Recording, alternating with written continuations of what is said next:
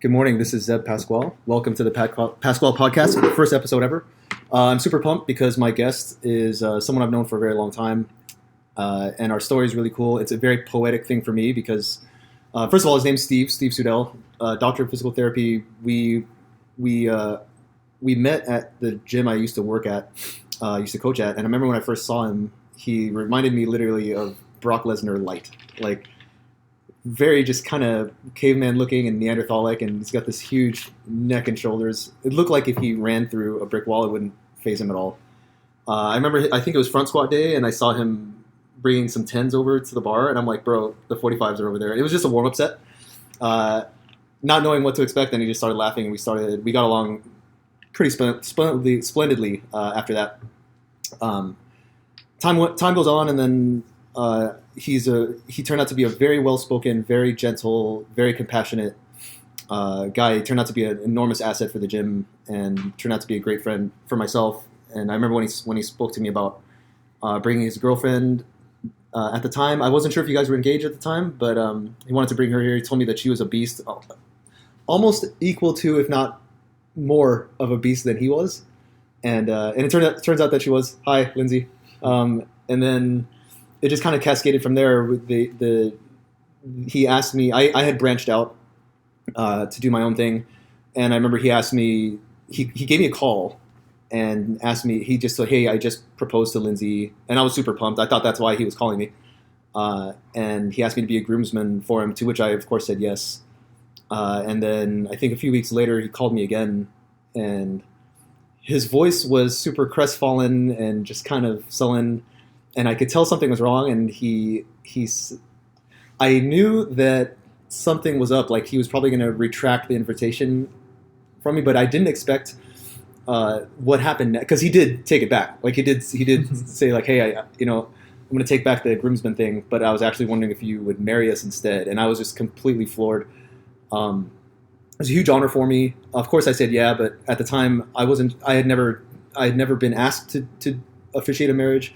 I had never even considered it, because I've got this bucket list of things in my head that I want to do in life, and not one of them included like marrying people. But it meant a lot to me. And I thought I had no idea even what to do. I thought I had to like go to the Himalayas and spend a month in silence or whatever. But it turns out you just have to go online. But yeah, as time went on, I spent a lot of time with him. I made it a point to ask them how they met, and when he knew that she was the girl, and when she knew he was the dude. And I love that story a lot too. Maybe someday we can get her on here. But I think after that, I forgot what happened. But I think Lindsay asked me to actually replace the MC because you guys weren't like, I don't know what happened. But it turned out, come wedding day, I officiated it, emceed it, and gave a speech. So it was really fun, and I knew almost everyone there, and it was just this beautiful production.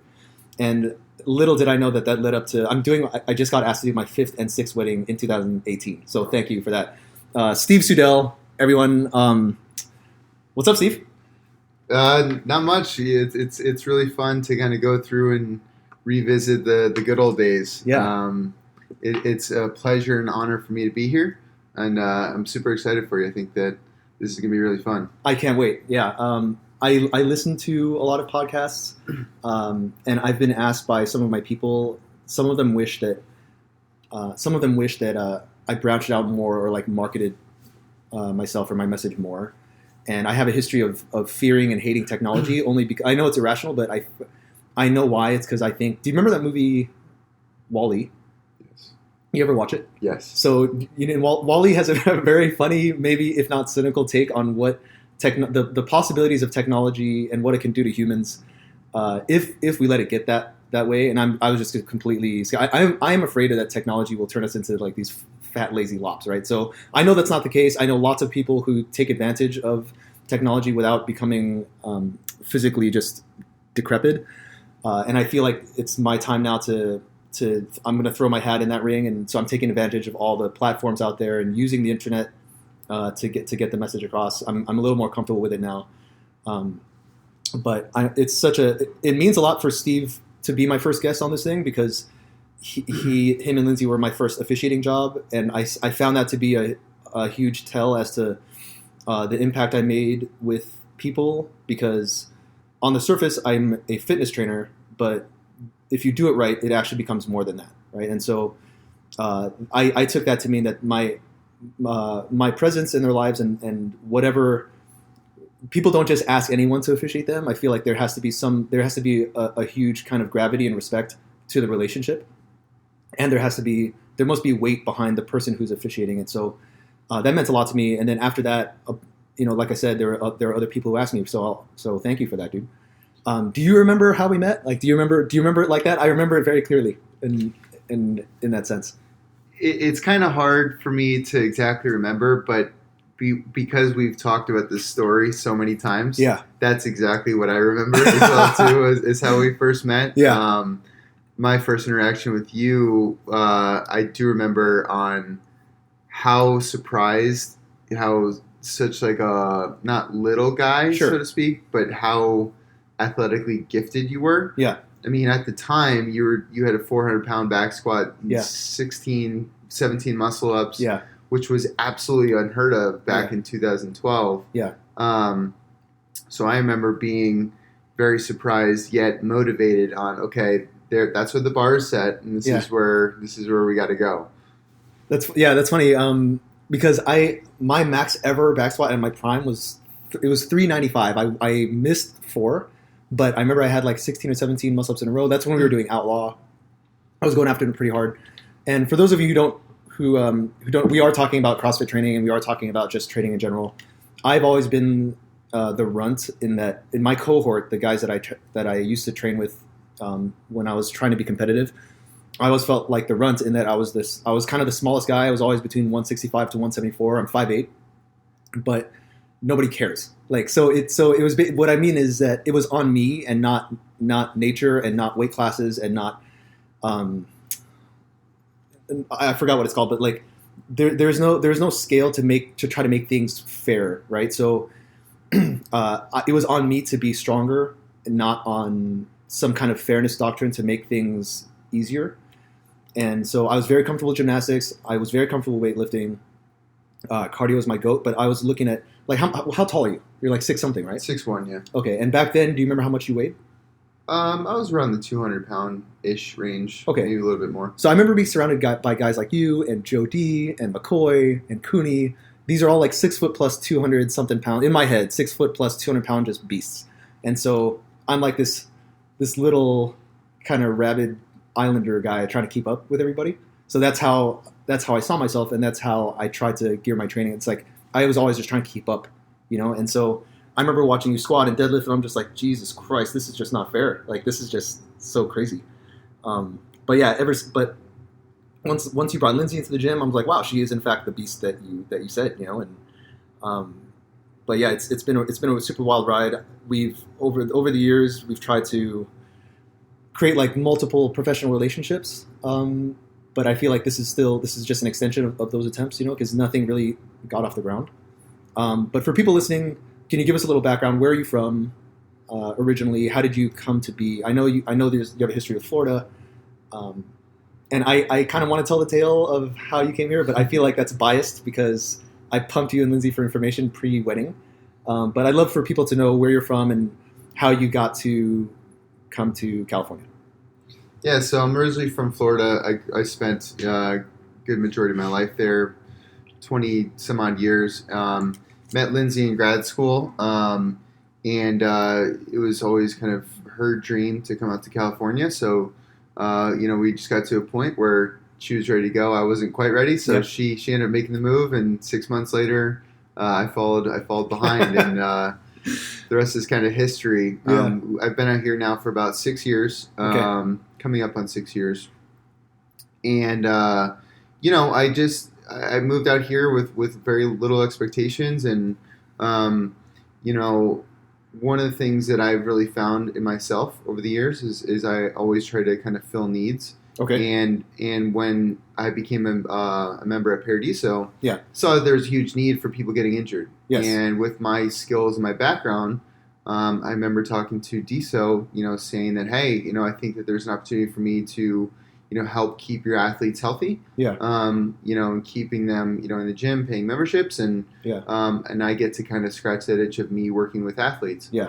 And 4+ years later, I have a full practice, and I've created some really cool connections and opportunities, and that never would have happened had I not, had we not had those early discussions and Yeah.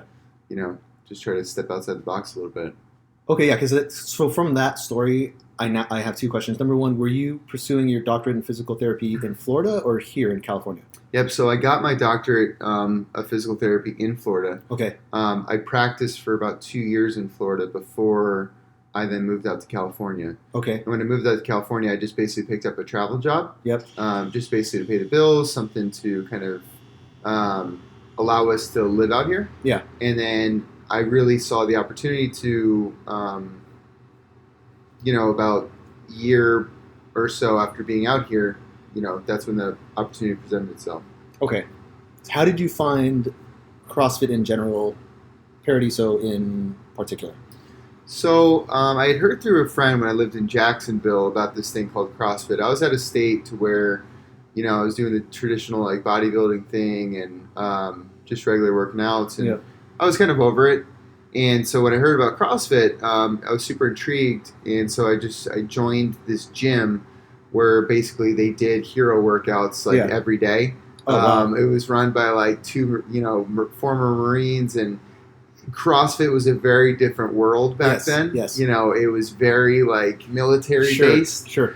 and but that was my start. And as brutal as it was, I think the very first day I showed up, we did Murph. Oh my God. That was your first CrossFit workout Yeah, that was ever? my first CrossFit Oh, workout man. ever. So how CrossFit has certainly evolved over the years, but either way, as hard as it was, I loved it. Yes. And that definitely that was the beginning. Do you remember how old you were at the time? 25. I think. Okay. And this was Jacksonville? Yeah. Okay. So you already you already aware of it before you came to California? Correct. Yeah. Okay.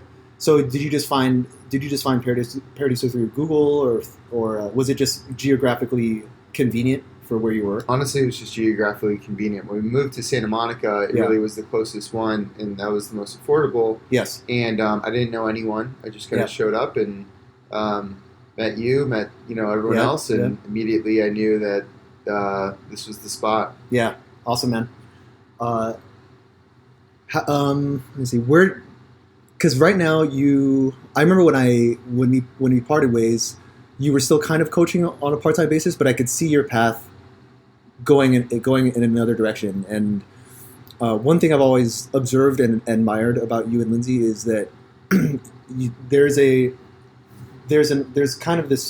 always been this entrepreneurial mindset on your guys' part that it's a new world for me now, but I can tell that you can see opportunity and risk and take it. But beyond that, I think I was already gone by the time I saw all that stuff happening, because I was coaching, you were coaching a little bit. But you know what? Before I get there, it's obviously a passion for both of us, just physical training in general, right? And sharing it. One of my concerns on a macro level is the fate of our race. And by that, I mean human race. One of the fate of our race as far as just chronic disease, like metabolic syndrome and diabetes, type 2 diabetes and obesity. And so it's great that there's lots of CrossFit gyms opening up. It's great that the awareness of sugar and and just fitness in general is improving. Where do you see your and Lindsay's fit within that world in the next, say, like 10 years? I know that's a kind of a amorphous question, but it's cool for me to see that your guys' vector is going, and because you've got your hands on a bunch of things. And so where do you see your most efficient impact in that sense? Because for myself, the being a CrossFit trainer is great. Being a personal trainer is great.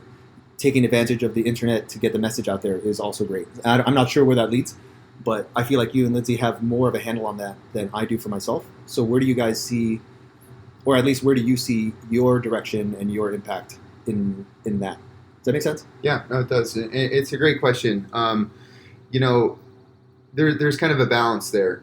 There's one side of me who I want to positively impact as many people as possible. Yes. And one of the mechanisms that I've used for that is, creating videos, posting them online. Yeah. But from a larger scale too, when I saw an increase in people with neck pain, Mm-hmm. I wanted to create a product to basically help, people dealing with neck pain, but where I didn't have to physically put my hands on them. I could actually provide them with a tool that they then could use to help alleviate some of that in a much larger scale than I ever possibly could if they were coming into my clinic. With it being said, I think that my role as a coach, as an educator, is really important because that's really what I spend my day doing, is educating people in the clinic on how to move better, what things they should not be doing, and whatever mechanism or means that I can continue to educate and continue to change the mindset of our current health situation. Because I think that there's definitely two ends of the spectrum. Right? You have people that are getting more fit than they've ever been. And you have the majority of people, unfortunately, that are getting continuously overweight, dealing with a slew of issues that we just have never seen before. And for us to be in a position to where we can directly impact people in a way to where you don't have to, use your insurance, or you don't have to go see your doctor, we can directly impact you faster and more efficiently. Well, then we're going to continue to try to find ways to evolve, how we're able to impact people positively. Okay. Yeah, because it's funny because my next question was what inspired the neck hammock, and I feel like that just kind of went into it. So if you're just listening, Steve, first of all, I think you're sole proprietor of Prehab to Perform. Mm-hmm. I'm not sure, co or part owner of Stretch Lab, and there's a bunch of really cool things and doing a lot of good for a lot of people. But I think your latest venture is the one where you actually just kind of launched it, and you're dealing with just the attendant snafu of launching a product, right? So there's the good, and then there's like the ripoffs and stuff like that. But before we get into that, I want to know. I'm just gonna ask like what inspired the neck hammock, which I think you already answered. How did you come about the design, and could you give us could you give people who have never heard of it kind of an elevator pitch or just a regular pitch? Like what inspired the neck hammock and what is it? Absolutely. I'll just kind of give you the rundown on how I came up with it. So as someone who has dealt with neck pain over the years, I personally would try to find pieces of equipment that I could use at home to alleviate my neck pain. And for years I couldn't find anything, and combine that with the gradual uptick in people that I see with neck pain, whether it's from texting all day long or sitting in a poor position all day long, whatever the case may be, I continue to see a gradual uprise in people with neck pain. So one day I was actually working out. I was doing handstand push-ups, and I tweaked my neck. Oh, no. And so I just had the sensation that I wanted to create cervical traction. Okay. What cervical traction is just simply decompressing the joints of the spine. Okay. Most notably the neck. Okay. So I grabbed a long resistance band, I wrapped it around a pole, wrapped it around the back of my head, and I lied down in it for 10 minutes. 10 minutes later, my neck pain was gone. Wow. So I knew that I was onto something. But the problem is that the resistance band that I was using is very uncomfortable. Every patient that I tried it on, they're like, it's probably a good idea, but it's not for me. So I knew I had a good idea, but I didn't exactly know how to make it what it is today. And so my objective was, okay, how could I make this really comfortable to where it doesn't pull on your hair or on your ears? How could I make this portable so neck pain doesn't just happen whenever you want it to? It's something that you could put in your backpack, in your luggage, in your sock drawer, whatever. It's out of the way, but it's easy to bring with you. And also make it affordable. I want it to be something that anyone who's suffering from some type of neck pain or tension headache or just simply needs some relaxation in their life, they could easily afford to use this. And so for the past 2 years, I've been working on this project. We just launched it on Kickstarter about 2 months ago, and we've had a ton of success. I think we're up to almost 1.3 million raised, which is just awesome, astronomical. Amazing. I never would have. What was the original goal? The original goal is $20,000. And you raised 1.3 mil? Yeah. What was the time that you wanted to give yourself to raise? Wait. What was the original goal? So the original goal is $20,000. 20 grand. Okay. In my head, I had a secret goal of $200,000. Yep. So after the 35-day campaign ended, we had raised $900,000. Amazing. And then we've continued to collect pre-orders over the last month, and we've raised an additional like 400. Amazing. So it's been, it just shows you that there's a huge need. Yes. That people really, this is a real problem that people are willing to invest in. Yes. Because, some of the challenges that I face is that, when the product isn't even made yet, you're right. Convincing people to buy in 3-4 months in advance. Yes. The fact that people are willing to spend that kind of money on something that isn't really made yet, just shows that they're, the need is real. Awesome. How much is it if someone wanted to buy one? Right now on my website and through Indiegogo, it's $59. Okay. But if you have a loved one that also needs it, then it drops down to $49 for 2. Okay. I will put a link, by the way, this is my first podcast, so once I figure out how to post it, I will put links to it. I'll put links to everything that we talk about, pretty much.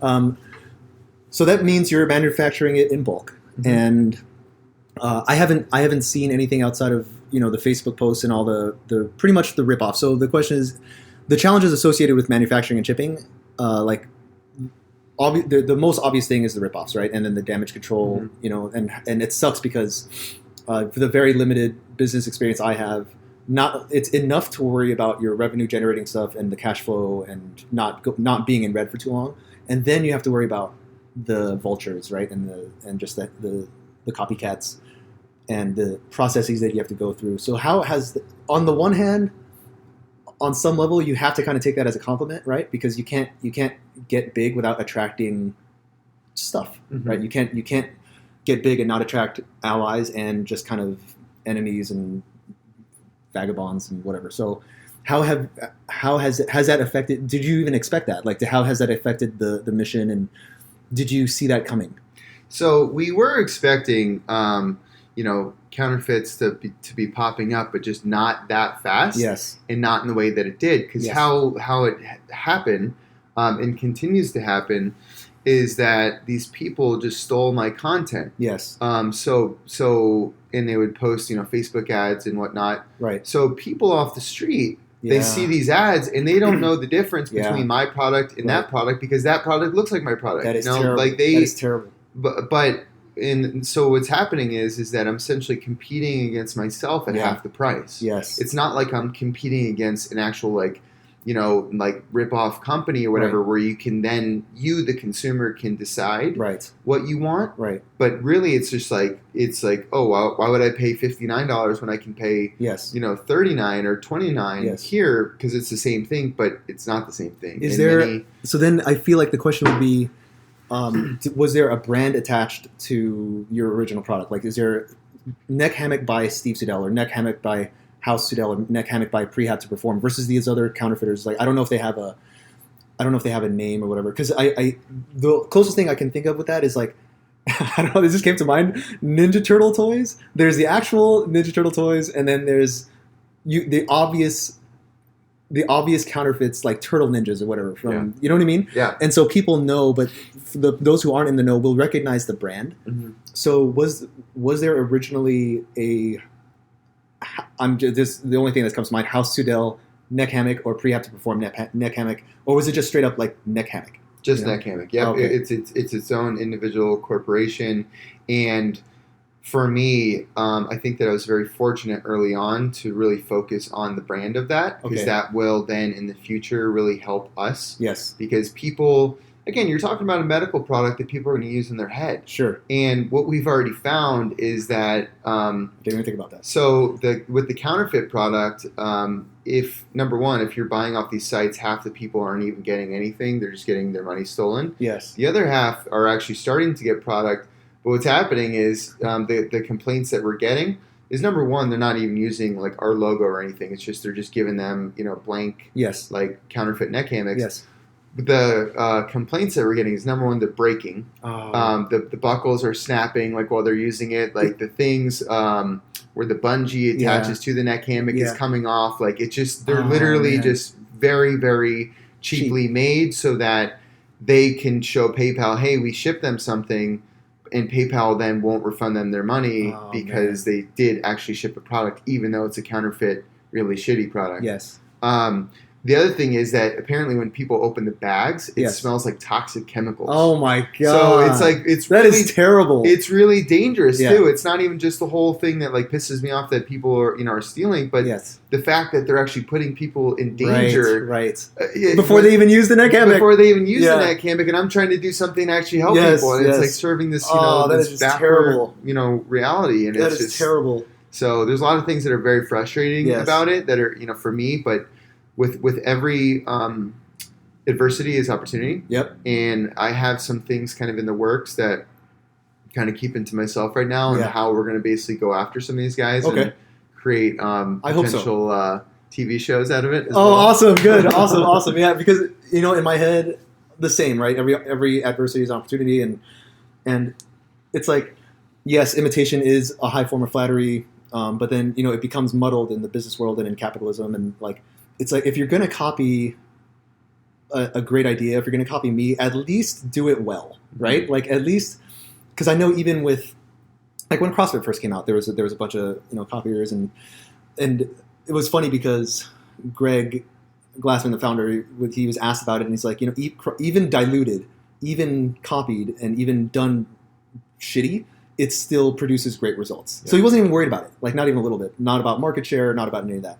So that's where my mind was going. It's like, if they were copying you, at least were the results good? But since the shit is breaking, it smells like toxic chemicals before they even put it on. That is just terrible. But I also can't help but to feel that only serves your market advantage. It only serves to push people more towards the product, and it only reinforces the idea of like, you get what you pay for. Yeah. It's like I feel like people aren't as dumb and naive as the counterfeiters would think. They know that this is not the originator of the product. They know that it's cheaper for a reason. And so it's going to be completely obvious, I think, especially if you're a well-informed consumer. It's going to be completely obvious, like, okay, this person is blatantly ripping off the originator, but if I'm trying to save $20, but then when they order it, then it's like, okay, I should have, like, it was just a crappy, as a consumer, I myself am guilty of that, like, I want to buy the actual thing, but I'll buy the ripoff, and ripoff turns out to be not as good, as the original thing. So good, kudos to you for sticking to your guns. And it's shitty, but also kind of fun in that you just have to deal with it, and it's just like part of it, I know I've heard that lots of corporations have just funds set aside for stuff like that. Yeah. There's funds set aside for like legal this and counterfeit that and goodwill this and lawsuit that, right? So, but good on you, man.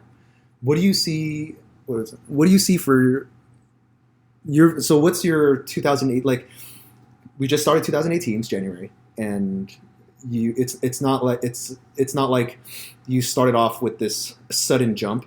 I know that you and Lindsay have had your hands in a bunch of things. Do you have not necessarily New Year's resolutions, but what do you see as the big major milestones for 2018 for you guys? I mean, some of the goals that we've set for ourselves this year is, number one, paying attention to our own health and making that a priority again. Okay. It's so easy to let business consume your life, and you just have to, temporarily that's okay to make those sacrifices. But ultimately, if you want to be successful and, look at the long-term approach, you have to take care of your body. And I would say that I've been kind of guilty the last, few months of neglecting that. And as a result, like, it just makes you less efficient. So that's a big goal of mine, is to focus back on my health again. I really want to expand the Neck Hammock more on an international level. Okay. And quite frankly, if the opportunity presented itself to where I could get acquired by a larger institution or whatever, I would love to do that, because what I have really learned throughout this whole process is how much I love to create. Okay. And I love to come up with cool, better ways of doing things. Yes.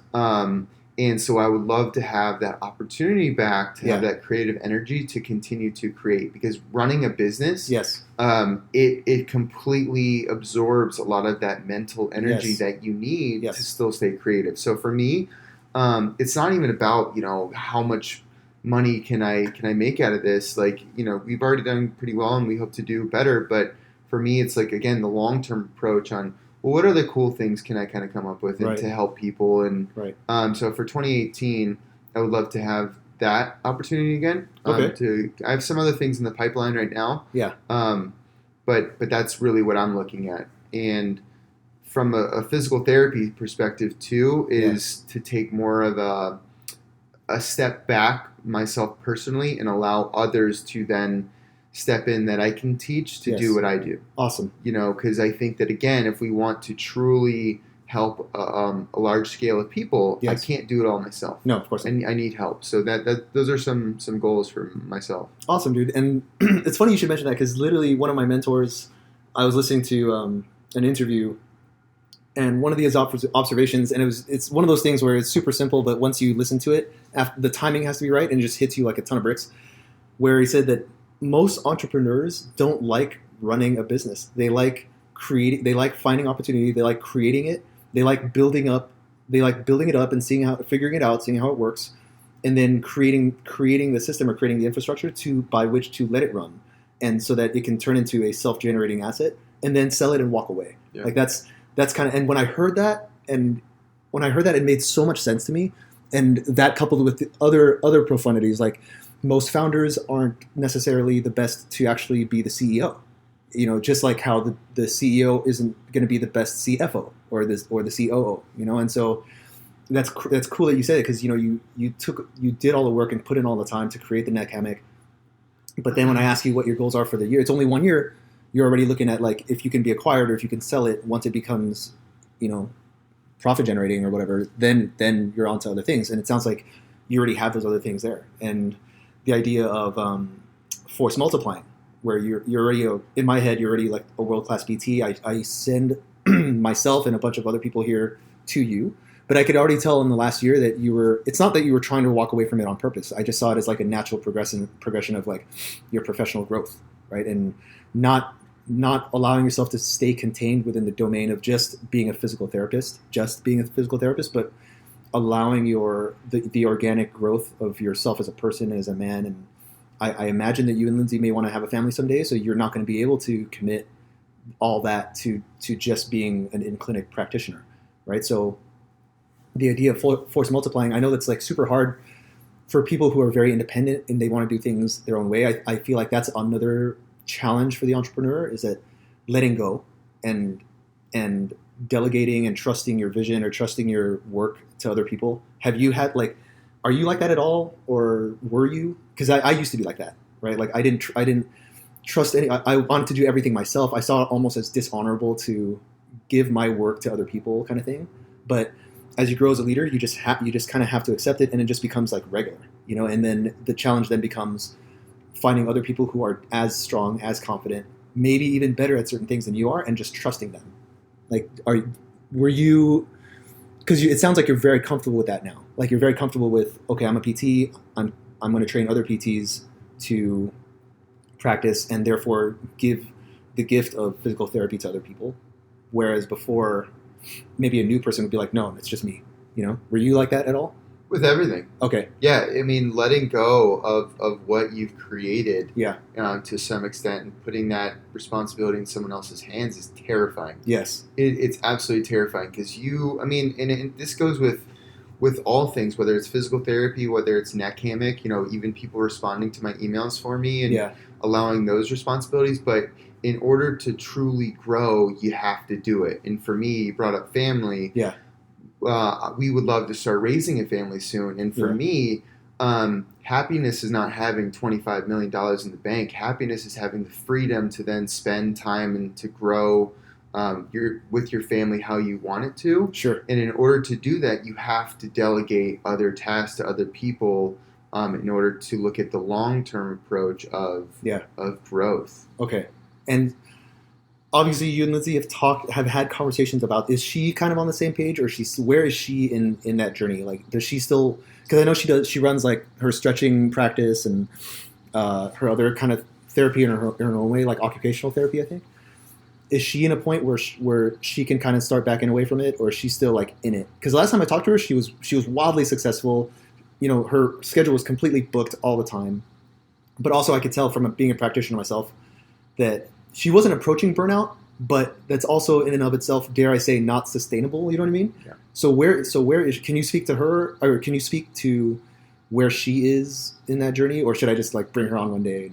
No, I would say she's in a very similar position. I think that she's in more of the growth stage where she's hired on to people to stretch as Good well. for her. Good for So her. she's going to be able to kind of step back away from that a little bit more. And she actually just created an essential oils business that she's starting to spend more time on. Because again, it's one of those things that when you can develop these e-commerce platforms of things that people need, then that allows us to have more flexibility to be places that we can't be when we're in the clinic all the time.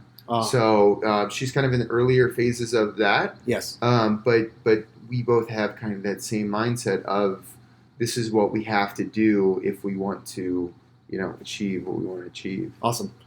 I want to go back to something you said earlier about for 2018, one of your priorities would be to focus more on your own health, if only for the sake of you should, but also for the sake of productivity.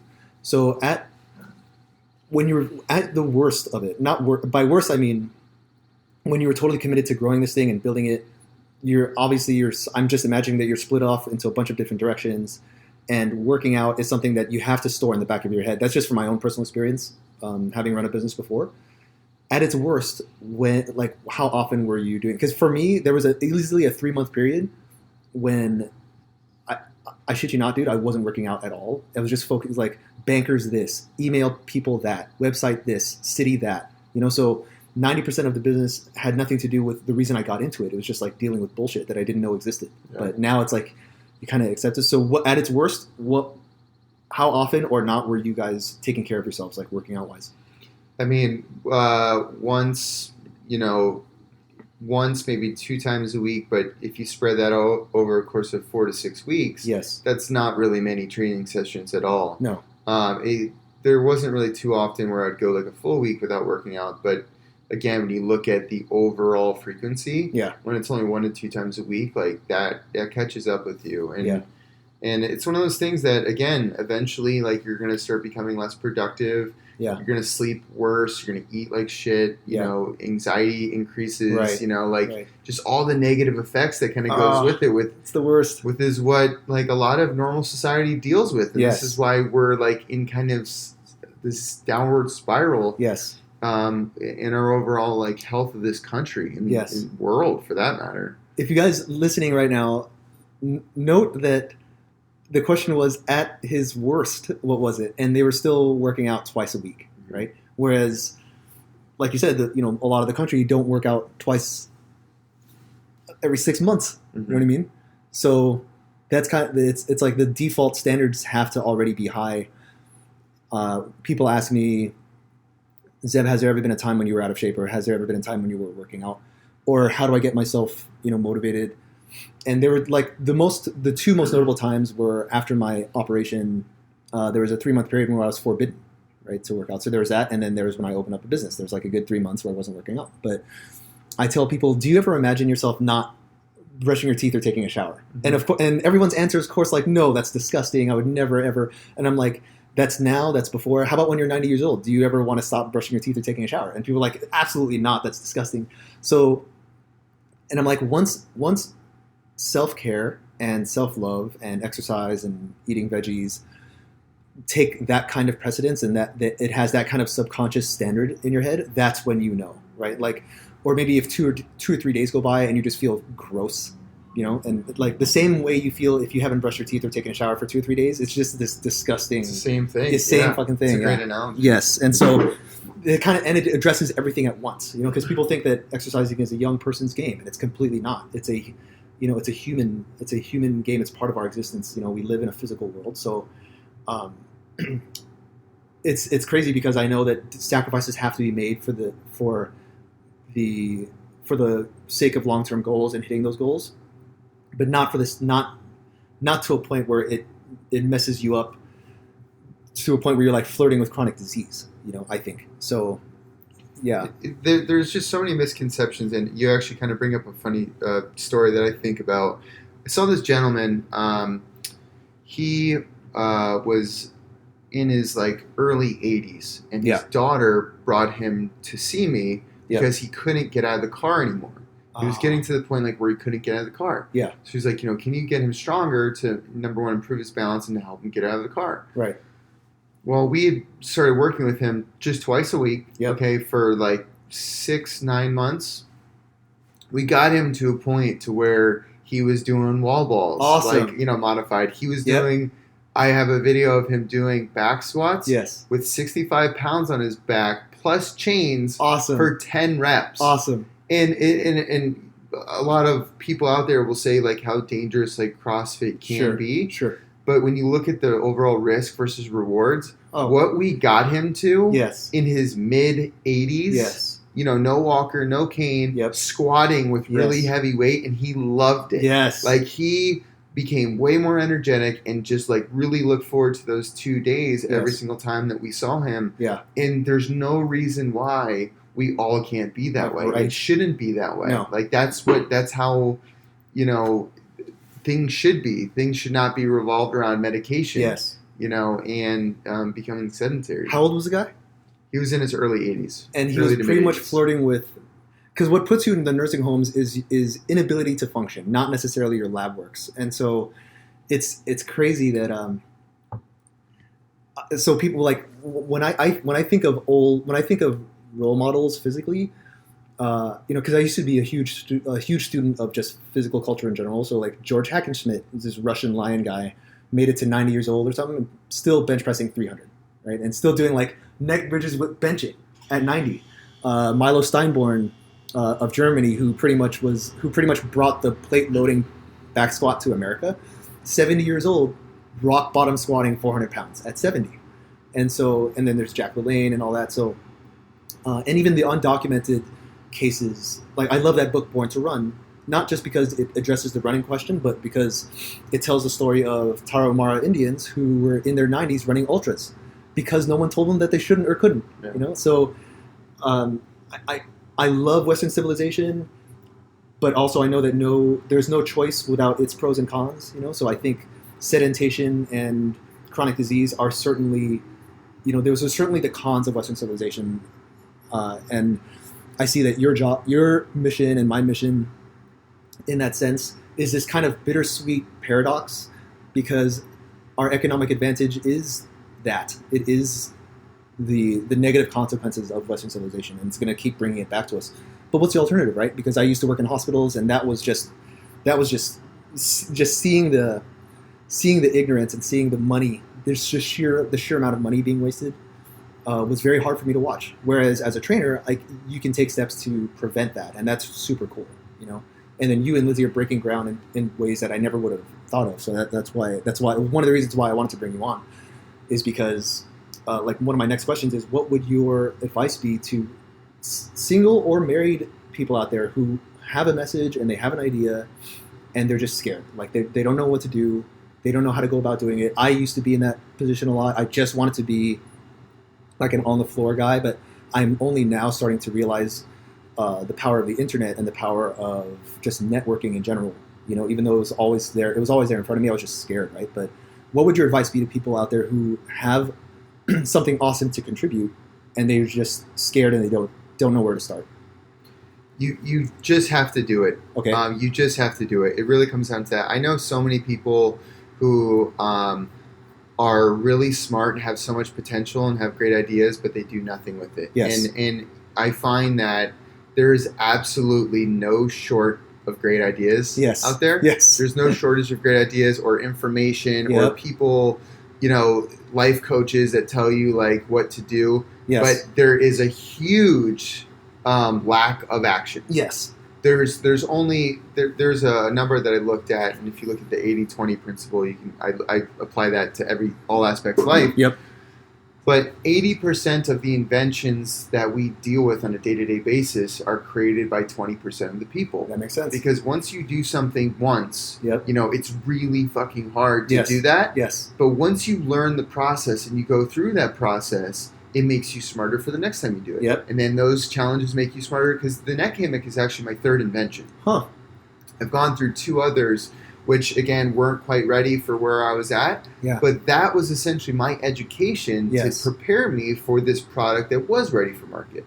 Awesome. You know, and it's just like, it's just funny how when you create that momentum. Yes. You know, and even if you run into those, you know, those walls that you'll inevitably hit, and you know things aren't going to go your way. Yeah. But when you can learn from those things, it makes you so much stronger in the long run. Yes. Because again, you can't think about, you know, life as a game of like baseball, and you go for the home run in the very first swing. That very, very rarely happens. Yes. But it's just like keep chipping away at it. You know, having that patience. Yeah. And you know, taking a little bit of risk that, hey, you know, you're going to have to step outside your comfort zone. Right. And it might cost you money. It might cost you time. It might cost you, you know, having to, you know, put off some of those relationships that like you're working on. Yeah. But when you chip away at those things, you know, when you're a few, you know, years into it, it really can pay off. You know what? I love that home run analogy. I've never heard that one before. And that's so crazy, dude, because so now having said that, would you agree that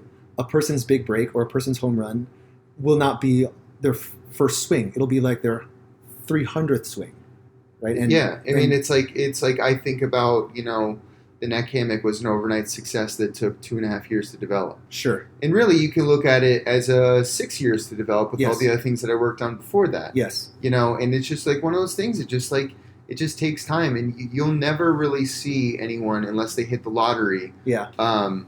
That actually happens with. Crazy, dude, because I was coming from a place, like if I were to use the home run analogy, it's actually from the other end, in that a lot of people are either looking for their big break or waiting for their big break, and when they actually hit the home run, they think they're done. Mm-hmm. They can just retire. But no, it's like when you hit the home run, you actually have to play harder. Yeah. And you actually have to run faster and think about your team more and think about your next one. And so that's crazy that you said that, because now it's obvious that not only does this look like your first home run, but it's forcing you to play, and it's forcing you to play like hard and fast. And so it's funny because that makes me think of this other story, because so many of my friends as well and myself are scared. Like there's such hardworking, passionate, honest people, but they're just playing scared. Whereas other people that are not as good as them, but they take more action than them and just are dumb to the process and dumb to imperfections, and just kind of, they have to force themselves to be naive to the fact that they're going to fail a lot and they're going to mess up a lot. And that paralyzes a lot of like idealistic, perfectionist people. But a friend of mine, Caitlin, you know Caitlin, mm-hmm. she introduced me to this story of a pottery class. Tell me if you've heard it before, where the teachers like split it up into 2 groups. One group is going to focus on, they have 3 weeks or something like that to create the perfect like pot. So one class is focused on quality and one is on quantity. And at the end of the 6 weeks, the one who produces the best quality one wins or something. And you would think that the quality group will present the highest quality one, but it was actually the quantity group, because they tried more. They worked out the kinks, yes. And so when I've heard that, I was just like, I was completely mind blown, and it's so completely true. Do you agree that 100%, 100%? And there's so many analogies. I actually was just on a podcast the other day where he brought up a General Patton quote. Yeah. And he said, an average plan performed violently well is always beats a perfect plan. Yes. Performed averagely. Or like with hesitation. Yes. And it's just so true. It's like you just have to understand that those things are going to happen. And don't get me wrong, like many of the endeavors that I take terrify me. Sure. Or terrified me. Sure. Like fear is a real thing. Yes. But everyone has fear. It's just a matter of how you decide to handle that. Yes. Many people just, they just want to stay in their routine, and that's fine. But if you truly want to make a difference, you have to face that fear, and you have to just like step outside that comfort zone. Yeah, dude, I'm glad you said that, because I'm a huge Mike Tyson fan, because I grew up in the 80s, right? And his original trainer, Cus D'Amato, said that there is no difference between a hero and a coward in how they feel. Like, they both feel fear. True. But there is a difference in what they do with that fear. There is a difference. Like, one of them acts and one of them just hides. So Yeah, the fear is real. Are you at liberty to disclose your other two inventions, or like it's completely fine if you? No, absolutely. So one of them actually was when I first started CrossFit. No kidding. I saw that people were destroying their shoes with rope climbs. Yep. So I was working on creating like a strap that you then could put around your shoe to protect your shoes like while you did that. Awesome. And I put some money into it, but as I was doing that, the Nanos started coming out. Yeah. To where they started building it to where, Yeah. I felt like that would have taken away a lot of my market. Sure. But either way, though, what it did is it got me to understand the process of how to even go through an invention. Yes. How do you like look up a patent? Like, what is the importance of a patent? What's the Yeah. difference between a utility patent and a design patent? Right. All those things that like got the ball rolling Yeah. for then the next invention, which is where I created I called it the oxygen, the no trip clip, Okay. to where it was where people with supplemental oxygen, Yep. who like have it here when they're at their house. Yeah. Many times what you'll see is they have like hundreds of feet of tubing. And they also many times have balance issues. So they'll have like a cane or they'll have like a walker. Yeah. And where the tube lies goes right in front of where they walk. So tripping on that cord interesting. is it happens a lot. Yes. And actually with 3 of my patients, they either had hip fracture, humerus fracture, Jesus. or other injuries associated with stepping on the cord and tripping and falling because of it. So I basically created this clip that like brought the tube to the side. Okay. That you could just like put on your belt. But it just kept the tubing away, kept it out of your hand. You didn't have to like hold on to it. Yep. Which also had great like hospital application. The challenge that I ran into with that is getting people to buy it, like to understand the problem Yep. and the solution really fast. When they put it on, they liked it. But Yeah. again, it just wasn't quite ready for market yet. I really tried hard for about a year to get it going. Yeah. But again, that whole process got me really prepared Yeah. for this process. Yes. And had I not done the 2 things before, I think I wouldn't. I know for a fact I would not be successful Yeah. with this current endeavor. Awesome. Even I don't even know if I would have pursued it. Sure. And there's no way for you to map that from the start, right? Like Mhm. there's no way. It's like when you have something that you want really bad. When you write it down on paper, it's a linear straight line.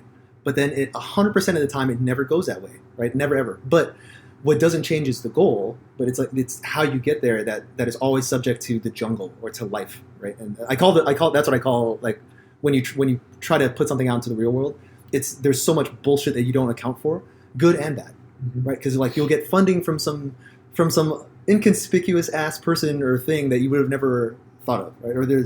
Or the one thing that you needed to happen that didn't happen for years, all of a sudden magically it just happens, right? So those things happen as well once you fully commit.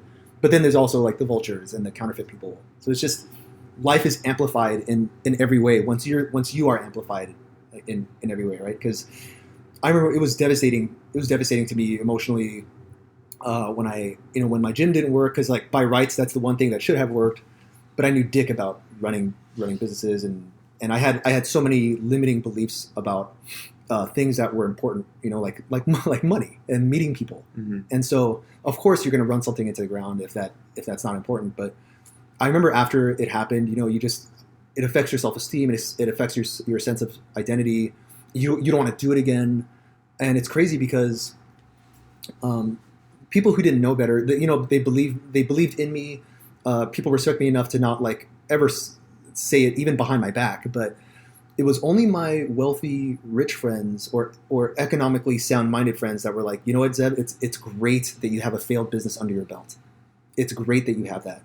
And if for the only reason that you learn more from your failures than your successes, and it just sucks that people stay away from failing. It's like you should be seeking that out, right? And so they're absolutely right. Like that gave me the humility and the respect that I needed to have for the back end, stuff.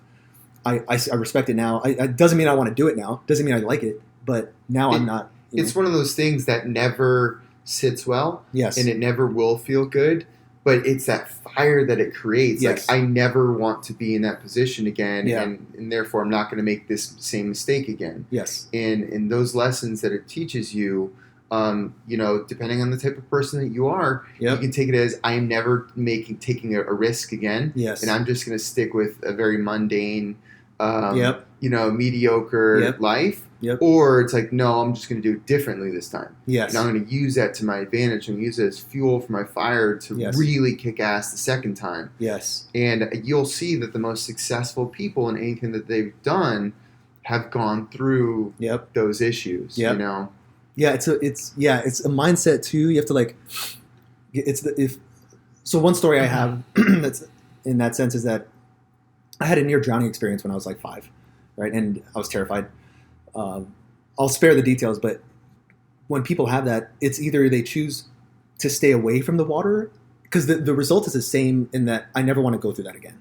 But it's like, are you never going to go through that again by avoiding it, or are you never going to go through it again by making yourself stronger to what happened before?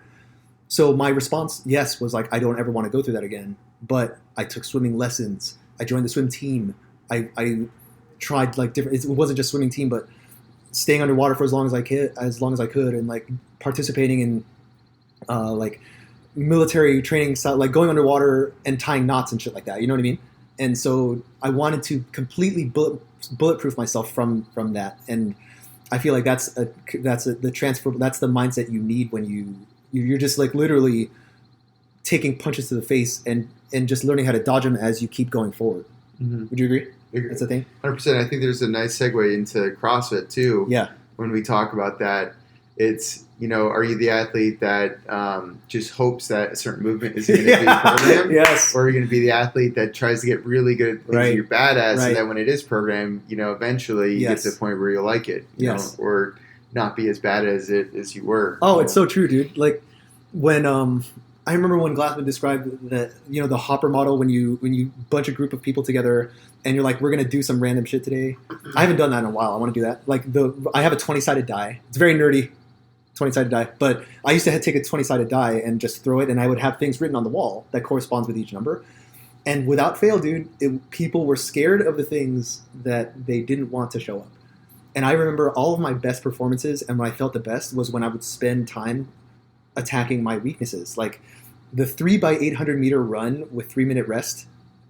If I just did that, right, and did like trail running or whatever, if I just did that for 3 or 4 months, I would be completely confident no matter what the competition was, because that would literally address like because things do get better, you know? And so, that's what I'm uncomfortable with. Just since we're on CrossFit right now, like, what is your thing with that? Like, what's your weakness in that? What would you be comfortable if you trained 3 or 4 months walking into something unknown? Again, it's just the thing that I avoid at all costs is burpees. Yes. I don't know. It's never been something that I've enjoyed. Yeah. Lindsay loves it. I hate it. Yep. Thrusters used to be a big issue for me. They're kind of an issue again now for me again, because I've gotten a little bit, I haven't paid attention to my mobility as much, but that was a big issue for me when I first started doing CrossFit, because I had a lot of mobility issues. Yes. And I remember getting to a point like, I gotta work on my front rack. I gotta just really spend the time. And when I did, miraculous things happened where I no longer, dreaded the thruster anymore. Yep. And, those are like the two that stick out to me, and probably for a lot of other people. Yeah. But even like when we did the games in 2013, for the very first time I'd ever been exposed to legless rope climbs. Yeah. And I really struggled with it. Yeah. Because I never really faced that before. Right. And then after the games were over, I promised I would never be bad at them again. Yes.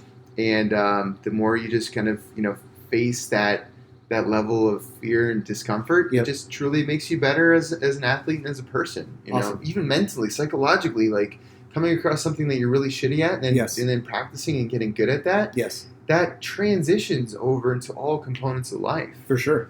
It's like you respect yourself more. You can walk around with your head held higher, and people can tell, and you inspire people. That's the thing too, because so many people walk around scared and they play life scared. And some people don't know what it is they want. Some people do know what they want, but they're still scared. And so I at least have found that if you put yourself out there, everything, like your strengths and weaknesses, your hopes and fears, it actually does inspire a lot of people in ways that you would have never expected. So you shared what your 2018 goals were. What do you see?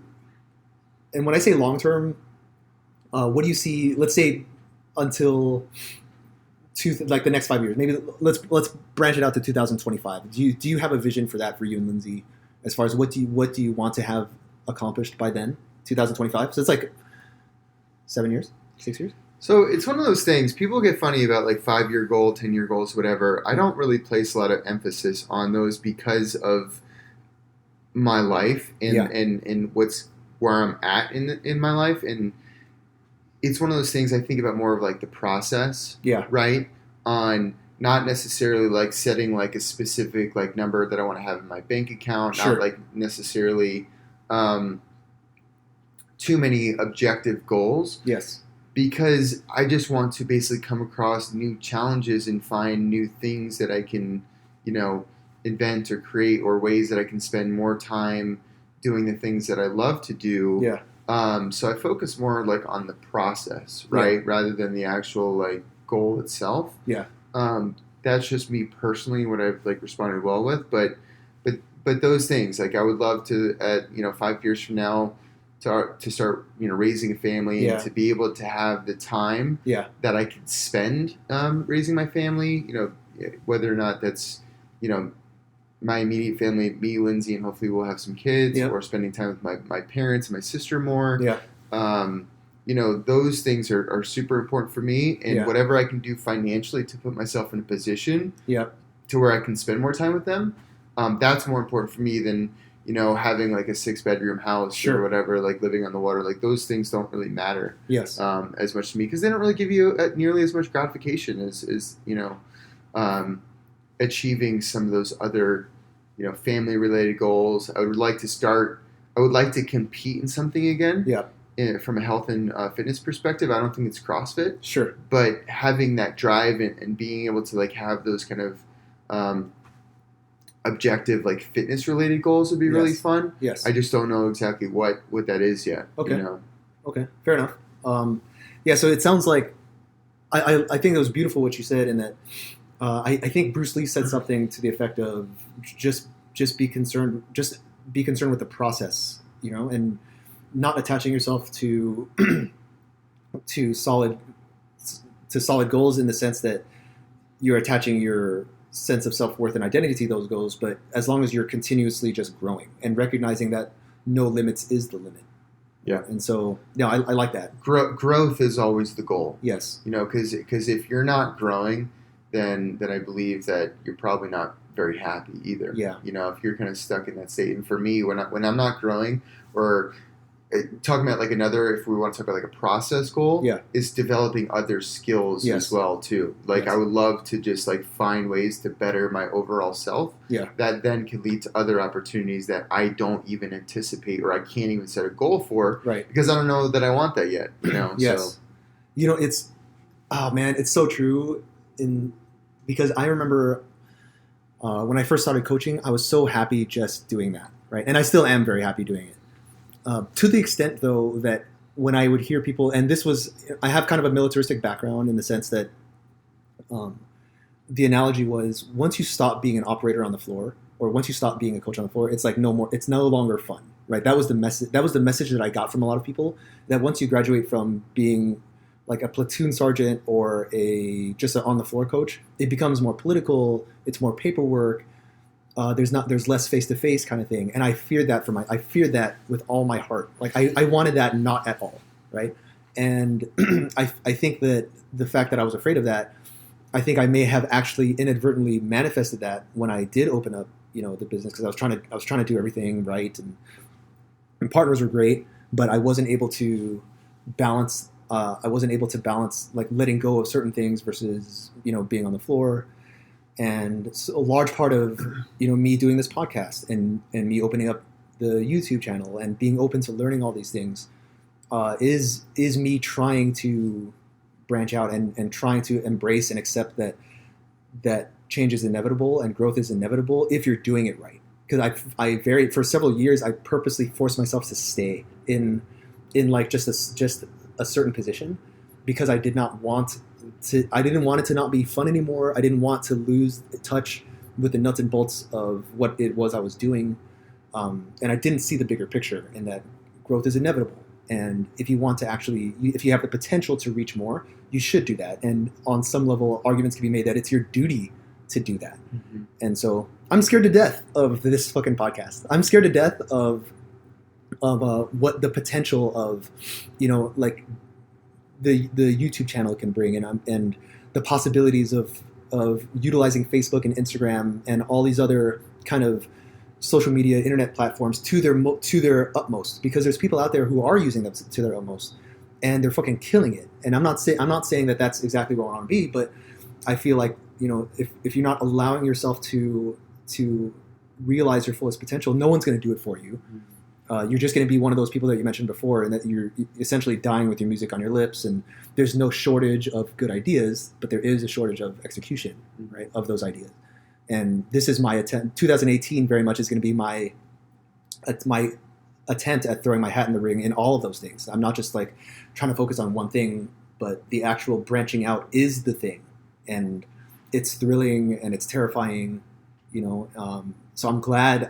I'm glad for myself, and I'm glad for whoever's listening, that you also experienced fear, and the other releases that you had, you were also not just afraid, but terrified, right? And I have to imagine that Lindsay was terrified with you, but so worth it, right? Because I know the only times I've felt alive and the only times I've grown the most is when you are scared to death of something and you just fucking go for it anyway. Mm-hmm. And I think navigating that, as far as, because I remember when it hit me on the inside that the next step was to open up a gym.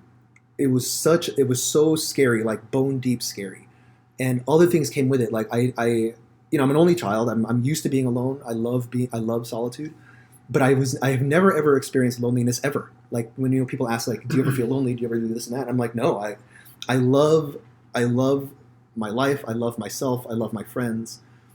I've spent like days not saying a word to anyone, just like being by myself, But also, I love being in the company of large group classes and big parties and beach volleyball, this and that, and just hanging out. I also love that. So I'm very amphibious in that sense. But I remember the only time I ever felt loneliness was when I knew that I was going to open up a gym, or when I knew, and I, for the life of me, I couldn't figure out why, because no one had left me. In fact, the support was more. But once I actually started figuring out, it's because leadership itself is very lonely. Mm-hmm. Risk is lonely.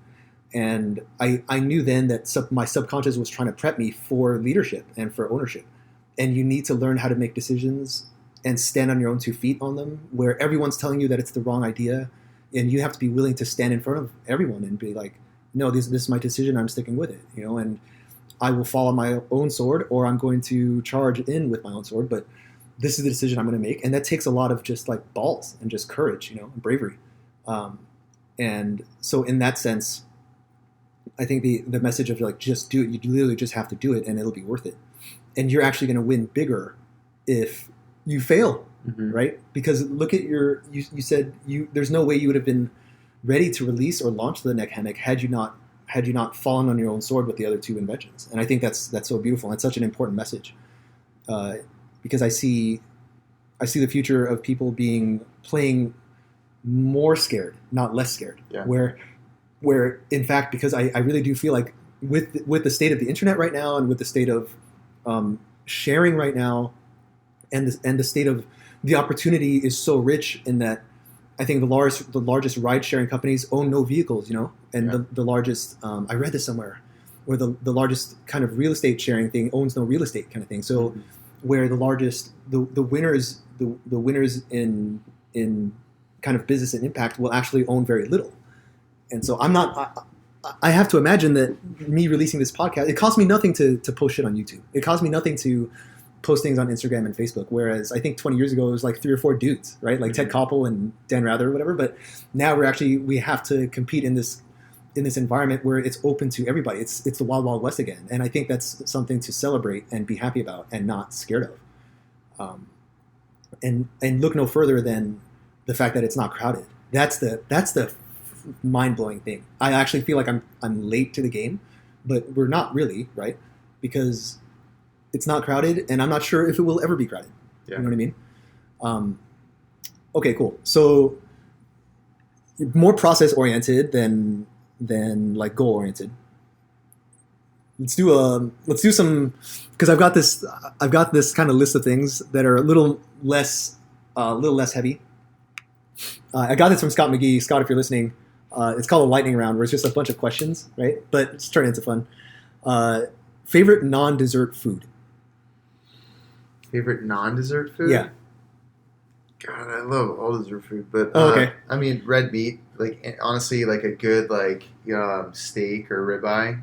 Okay. Yep. Me? Yep. All day. Okay. Do you have could you name like a top 3 restaurants that you go to for that, or you just do them yourself? So yeah, so our place that we've been going to a lot is or more than we should because it's really expensive.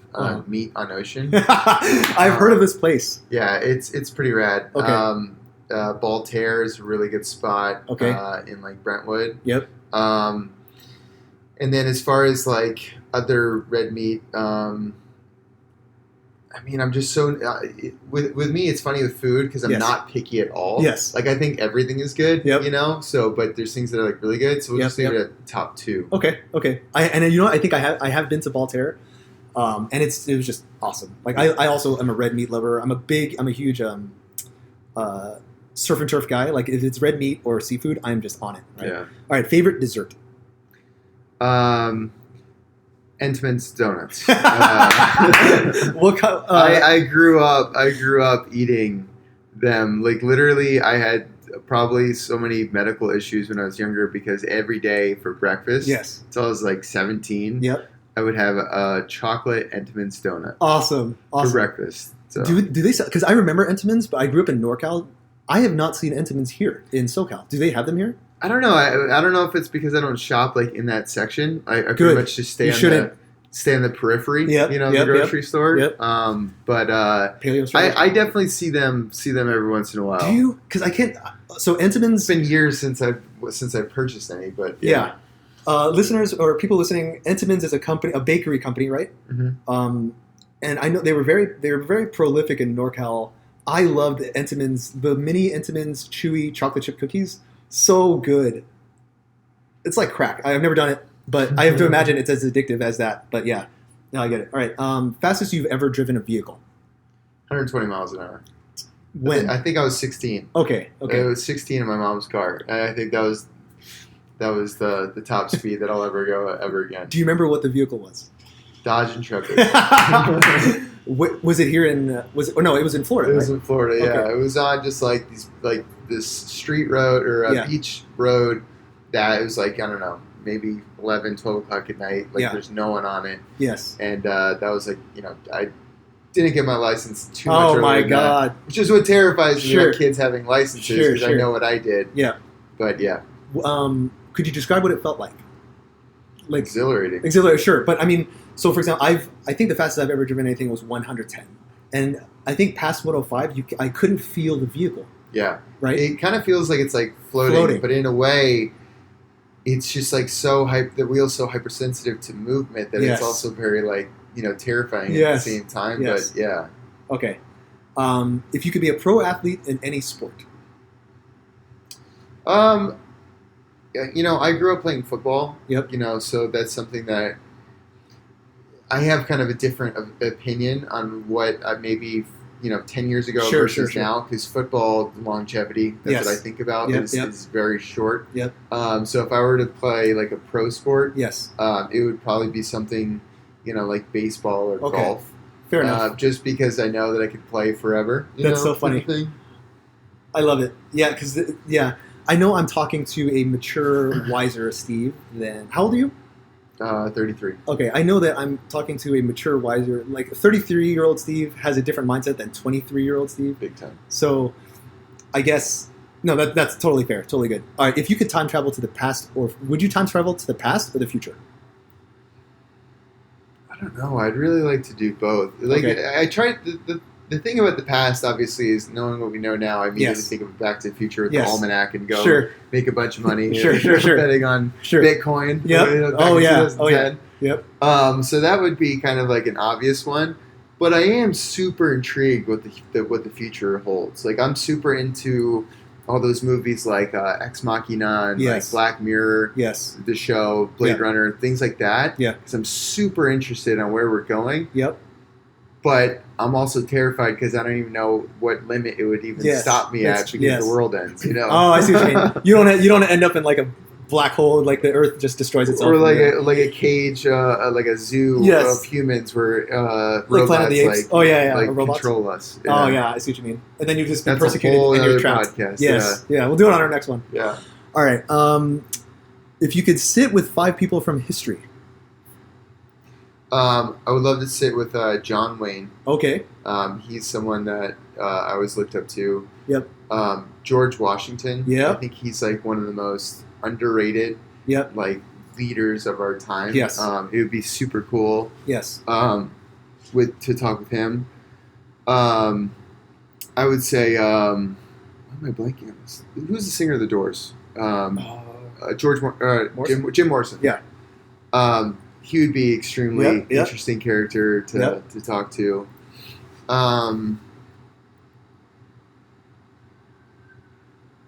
Patton. Yes. General Patton would be awesome. I don't know if I would be too scared to even talk to him. That's so funny. I feel like if you actually went back to the 40s and talked to him, he would probably try to recruit you. Is that what you're scared of? Like he'd probably want you in Africa, or he just like to take a step back. Like the generation that I admire so much was my grandfather's generation. Okay.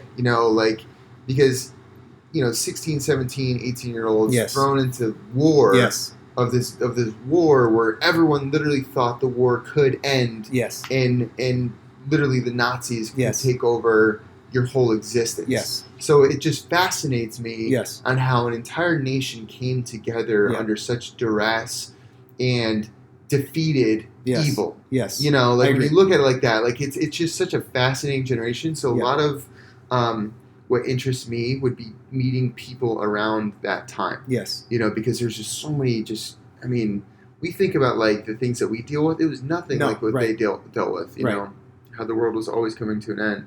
Yeah. I think JFK could be another person. Okay. It'd be really cool to talk to. Yeah. I didn't mention any women. That doesn't mean I wouldn't want to go back and speak with any women. But those are, I guess, some of the people that I really kind of look up to. Awesome.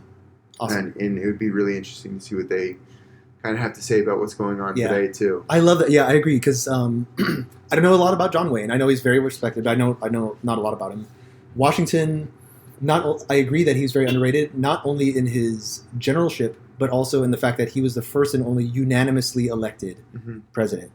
Right, and I think and I remember him being very against having parties. It was his vision. Yes. His vision was so powerful, yes. and that's what destroys me about where we're at as a country today. Yes, is it's the complete opposite. Yes. Of what he wanted. Right. And but like to have that type of vision, he was just so far ahead of the curve.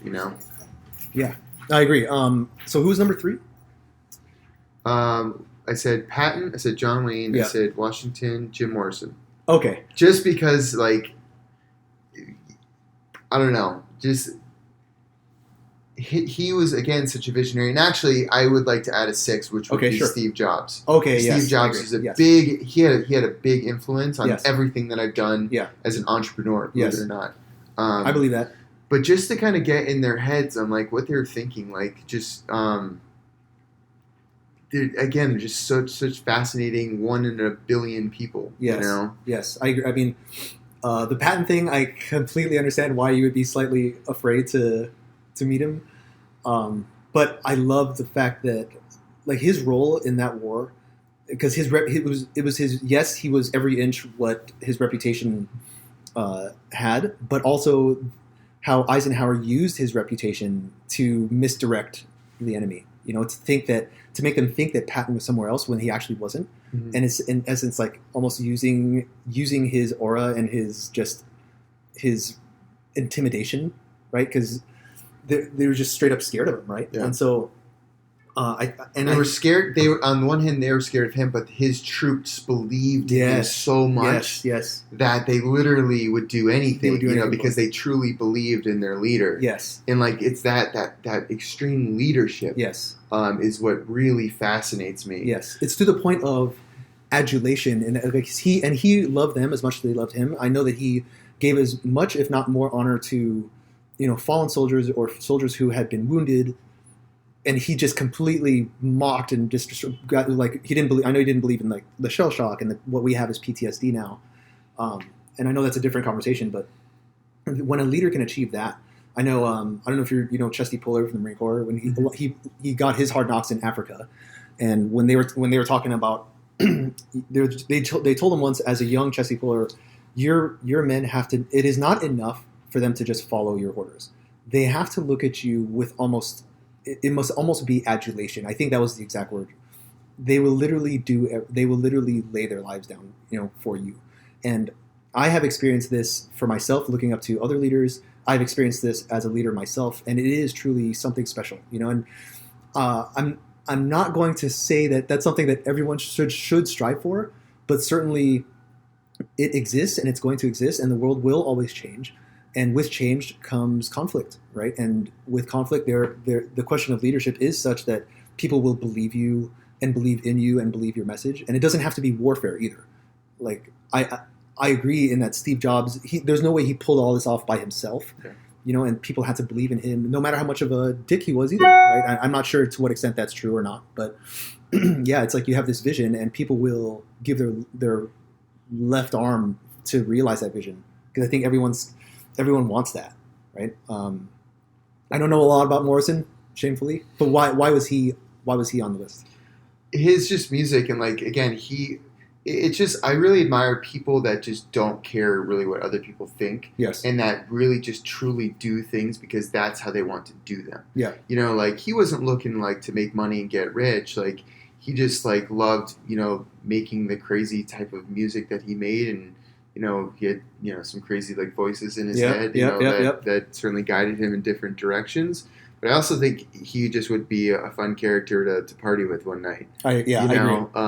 Granted, I'm not really in the party stage anymore, but either way, though, I would make an exception. Yes. For him.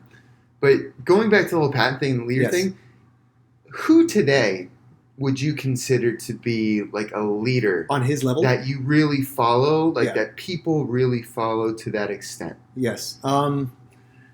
Today, 2018. Yeah. Does it have to be the military? No. It could be just a leader. Okay. Just somewhere where people really just follow behind and just truly believe in. You know what? It's funny, dude, because I have a lot of mentors, both in the real world and who their books I have read, or I follow them online, and it's very rare that I'll actually meet them in person. So as far as leaders that I myself would, and by that question, I'm taking it to mean my interpretation of that. I can only speak for myself, right? Mm-hmm. But to the point when I would literally give my life for the leader or the mission, I have not. I was in a military program for teenagers, right, when I was from 14 to 18. And that's when I experienced that for the first time, And so I'm just like, wow, I believe in this so much that it's not that my life is forfeit, but it's in the fact that I'm going to live for this versus die for this, right? But if in that process I die for this, fine, it would have been a good death, right? So that was the first time I actually experienced that, and there were a bunch of guys. I have no idea if they're listening now. That was 20 years ago. I can't believe I'm saying that. It's 20 years ago. But the first one ever for me was this guy named Jerry Crowley. I hope he's listening because we actually keep in touch now. Paul Graham, I don't know if he's listening now, but yeah, those are my first two. But as far as leaders now, I love Greg Glassman's message, and I love the purity of his message. I love how polarizing it is and how it gets people so riled up because I've seen so many. Greg Glassman's created CrossFit, but I remember going on the website back when it was only in between 2004 2007. There would only be CrossFit.com and the video that they posted every day, right? And I didn't have enough money to afford a CrossFit membership back then. And back then there was only two. There was Valley CrossFit and there was CrossFit LA. That was it, right? And so I didn't have the money to afford a thing. So all I did, I had an office job back then, and all I did was read stuff all the time. And I would watch videos, and I would read these long ass debates. And that's what introduced me to that's when I finally realized the concept of libertarianism and how freedom is something that's to be fought for and something that you can thrive under, given that you are a well-informed and driven person, and it's worth fighting for.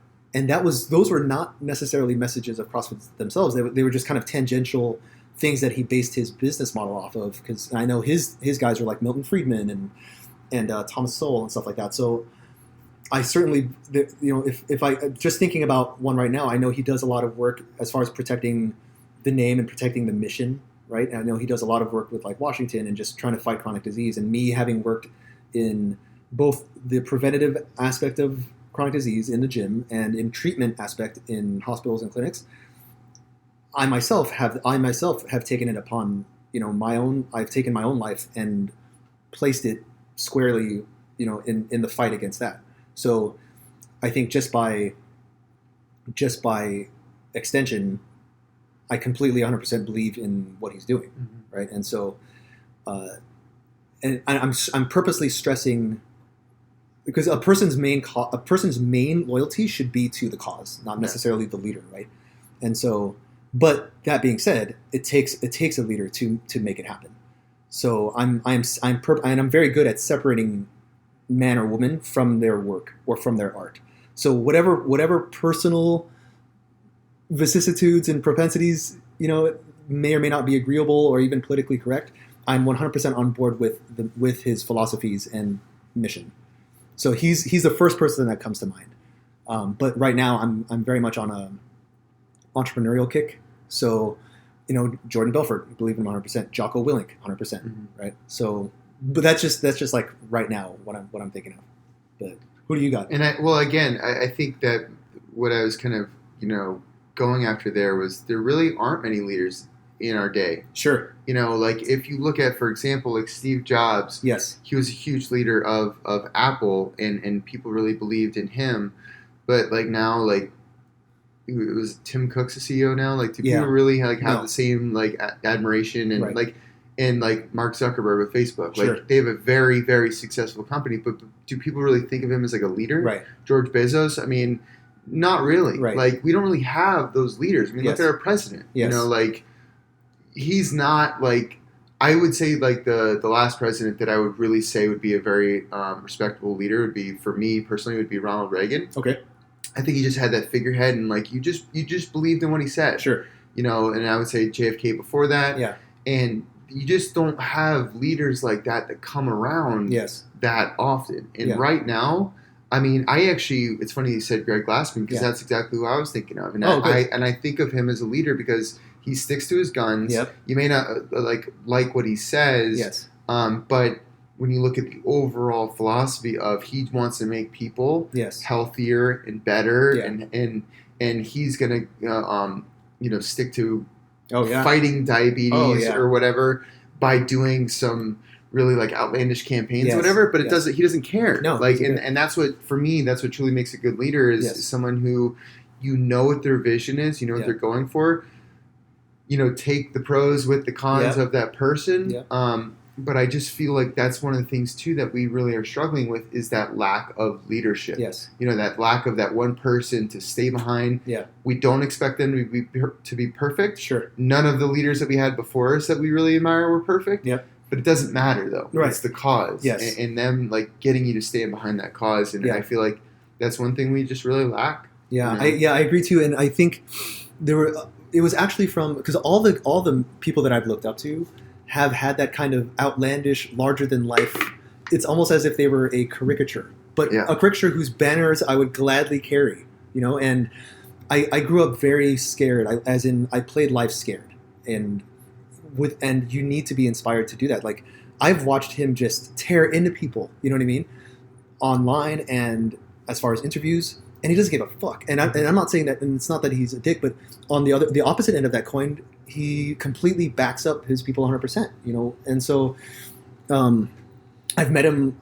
There was like a 6-year period when I met him every single year, and I thanked him, shook his hand, and thanked him, And there's a lot of his actions, and I think my very first offline mentor ever was Richard Marcinko, who wrote the Rogue Warrior series. I know there's a lot of team guys and Navy SEAL team guys who can easily point out all the flaws in the stuff that he wrote, but it was the the fact that he like branched out and inspired others from across worlds, right? And that gave me the bravery and gave me the willingness to say what needs to be said and do what needs to be done. And I was just thinking about this the other day in that I talk a lot about, when people complain about things and when people are people pleasers versus saying what needs to be said, it's hard for me because on the one hand, a lot of people are playing scared, not because of themselves, but because they don't want to offend people, they don't want to hurt people's feelings.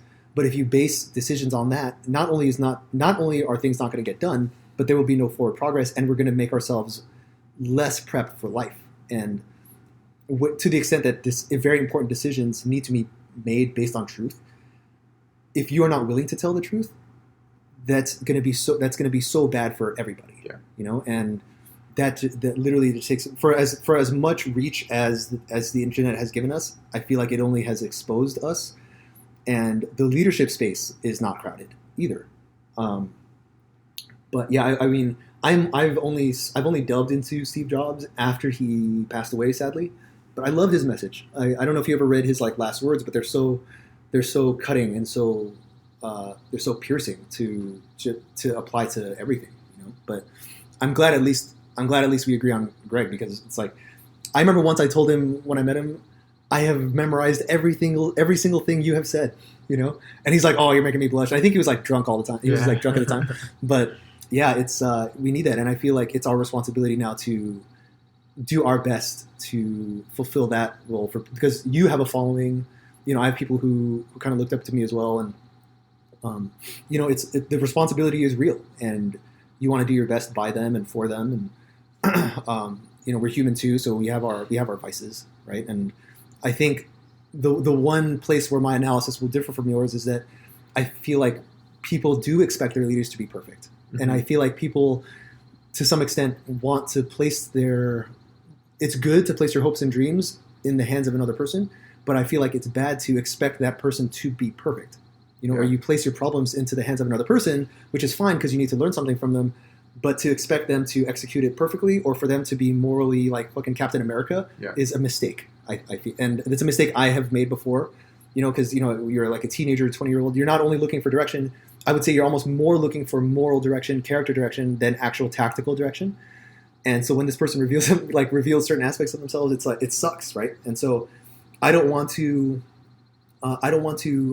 judge or completely remove the usefulness of a person's message or impact based on shit they've done in their personal life, because we've all done it. I mean, everyone. There's no one without skeletons in their closet of some sort. Yes. And that's when there was this movement for removing statues of former leaders and whatever. Yeah. And I just think that that's a very dangerous thing, because you're essentially deleting a part of history that you don't like. Yes. But it's still history. Yes. And if you get rid of it, then what happens? It repeats itself. Yes. And that's just a very dangerous thing. And one guy who I would consider to be another prominent leader that really helped develop a lot of younger men through college sports was Joe Pa at Penn State. Okay. And everything that went down, yes, there were horrible things that went down, but all of the positive that he did for the community was just completely ignored at that point because of it was a very big thing. But they removed his statues and they removed his name. He donated millions to the community, and they removed his name from everywhere. And it's just that's something then people will no longer even be aware of him, and therefore something like that can happen again. Yeah, because you don't have that memory, you know, and it's real, dude. You know what? I can totally see a future, because moral codes shift and change with time as well.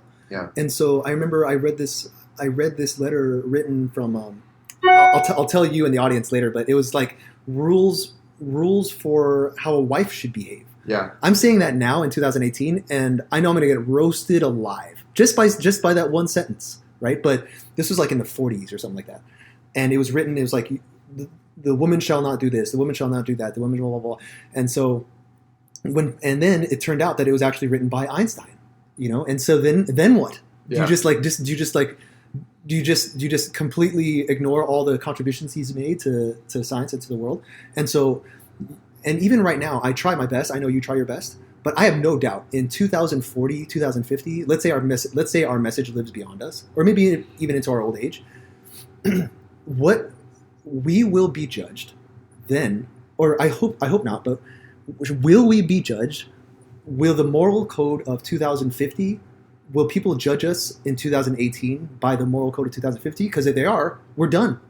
Just like what's happening now. And so I sometimes think about it. I don't want to spend too much time in that space because it's fucking dark, right? But let's say you make it big. I have no doubt you're gonna make it big. I'm gonna try to blow up in my own right, but let's say you make it big, and all it would take is an accusation from someone, right, to just bring it down. That is kind of scary to me, and in the same sense that the book I'm blanking, Navy SEAL book where they just made a movie about it. I forgot. 12 Strong? No, I didn't. It was like a few years ago. Marcus Luttrell. You know what I'm talking about? Yeah. It was the four of them. Yeah. They were like outnumbered, and oh god, shamefully I'm like Lone Soldier. Lone. Is it Lone Survivor? I don't think it was that one. I think it was something else. But anyway, if you're listening, you know what book I'm talking about. It stars God, I'm blanking on the name too. Anyway, Not Wahlberg. Or was it Bradley Cooper? Chris Kyle? No. It wasn't the sniper one. You know what? I've got a fucking computer here. I'm gonna look it up right now. Marcus Luttrell. Is it this one? Yeah. Because the point I'm trying to make is something he said. Is it Lone Survivor? I think it is. Lone Survivor. Yeah, it is. Yeah. Okay. So the one thing he said, he was overseas with his guys, and they were talking about what they're scared of, legitimately, and they weren't scared of death. They weren't scared of the enemy. They weren't scared of torture. They weren't scared of capture. Maybe they were scared, and I'm completely paraphrasing. Maybe they were scared of bringing shame to their team and to the cause.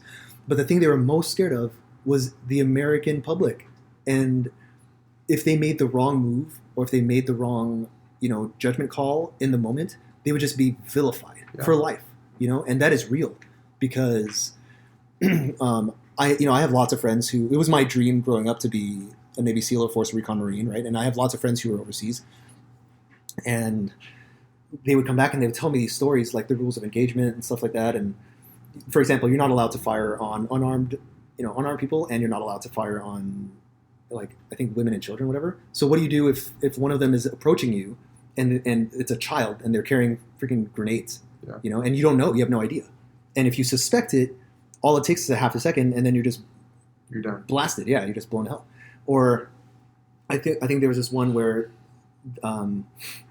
there was a platoon. They had made this little hole, and they were like, it was good, but there was construction going on, and one of the construction workers saw them, and he basically, they know that the rules of engagement are you cannot fire upon unarmed people. He wasn't armed, but he did have a tractor, so he tried to bury them. You know what I mean? Or with the binoculars, you see one guy out in the distance, and he has a walkie-talkie, and he's looking right at him. Mm-hmm. Is he informing the enemy of their location or not, kind of thing? So judgment calls like that, and their fear was that they could take any tactical decision and turn them into fucking villains. You know what I mean?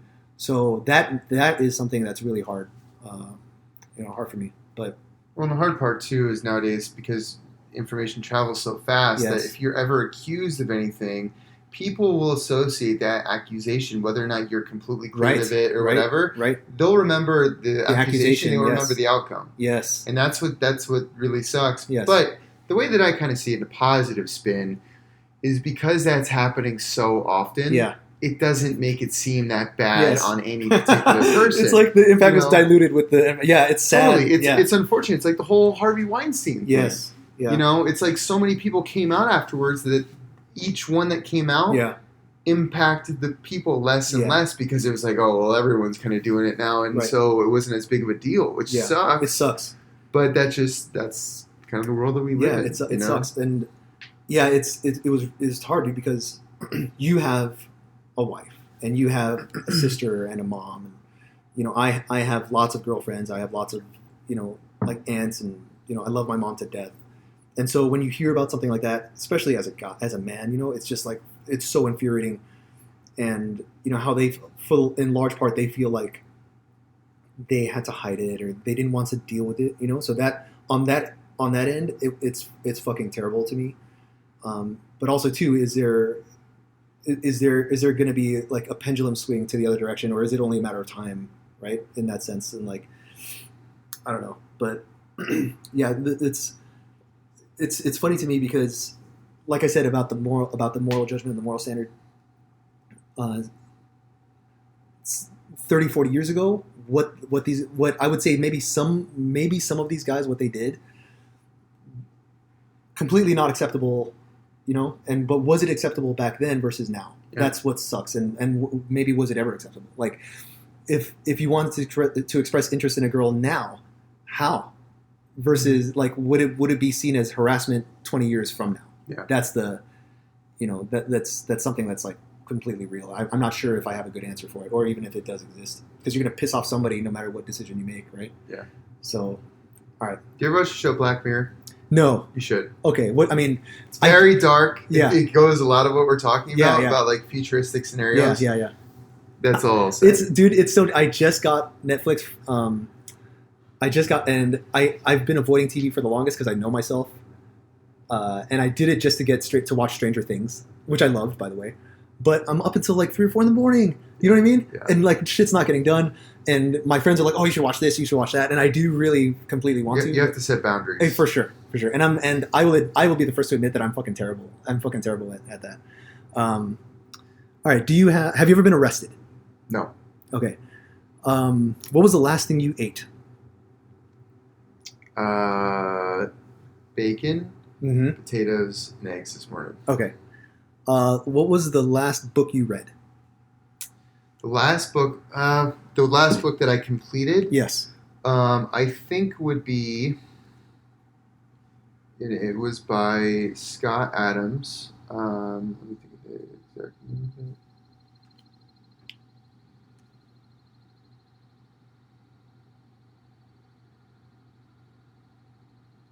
I'm in the process of reading his new book, How to Win Bigly. Okay. But no, I really enjoyed the last one that he wrote. Was How to Fail at Almost Everything and Still Succeed. Okay. And that's I would recommend that for exactly a lot of things that we were talking about. Yep. I'm gonna text it to myself now because that's how I communicate with myself. In fact, I'll even text it to you you can listen to it for free because I'm a big audiobook guy. Awesome. I should jump on that as well. Because I'm a big physical book guy, but I'm just now starting to take advantage of my driving time by listening to stuff, versus just listening to bullshit. Okay, let me see here. Last thing you read. Do you have a favorite movie or top 5 favorite movies? This one is kind of an interesting question because I love movies. Okay. Yeah, same. I think we would almost have to break it more into like categories. Okay, fair enough. But, what would your categories be? I mean, you could just say, like, you have movies like Terminator, for example, which are just so badass and awesome. You could have futuristic movies. Yes.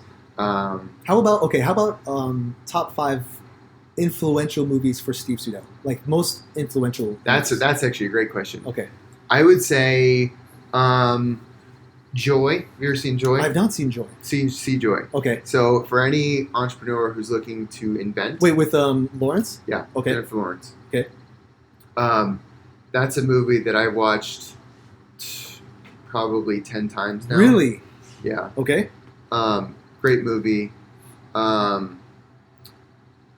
Will Smith's movie, The Pursuit of Happiness. Pursuit of Happiness. I've heard of it. That's also a great movie. Again, I just love those stories of, really kind of getting knocked down. Yeah. Having to pick yourself back up. Yep. As far as influential movies too, like that's where I'm also kind of big into the future because I like to kind of predict where things are going. Yes. Like I love Ex Machina. Oh, okay, yeah, I love Ex Machina. That's just like a movie I'll watch a few different times. Yes. You'll just pick up different things that again, brilliantly done. It really is. And it was so elegantly and simply done as well. Like there was not a lot of fluff. Oh shit. There was not a lot of like typical. There was not a lot of typical Hollywood interference. Yeah. That I respected it for that. Wall Street. Okay. And the reason why I love Wall Street is because it truly shows you number one, how you can become great at something, Yes. but the consequences that are associated with becoming really great at something. Yes. You know, in like Gordon Gekko's Yes. case, you know, he took advantage of people and Yep. he ripped people off. Yep. He was extremely successful, but Yep. again, it came at this like cost, Yes. right? And there's always a cost. Always. There's always a consequence. Yes. The other one, I just had it. Another great example of that too is Founder. Yes. Love the Founder. Founder is Oh man, great. What a savage, dude. And you can look at it two ways, Sure. right? He was an absolute savage, and he ripped the guys off of McDonald's. But you look at his ingenuity and his Yes. forward thinking and his persistence, Yes. like all those things. Yes. He did very bad things with Sure. that, Sure. but it shows you like if you just keep sticking with something, it will turn out. You Yes. just have to find the right thing to stick to. Yes. It may not happen when you're 20 or 30 or 40. Right. You know. I agree. Yeah, and I feel like that's one of the main messages I want to get across as well. In that, bringing back to what I said earlier, in that when you find a model, especially if you're trying to maximize yourself and get the most out of life, most chances are you're going to try to look for a mentor. You're going to try to look for somebody who has accomplished what you want to accomplish and model them, right? But the thing is, what people have to be careful of is that you don't have to model the whole organism.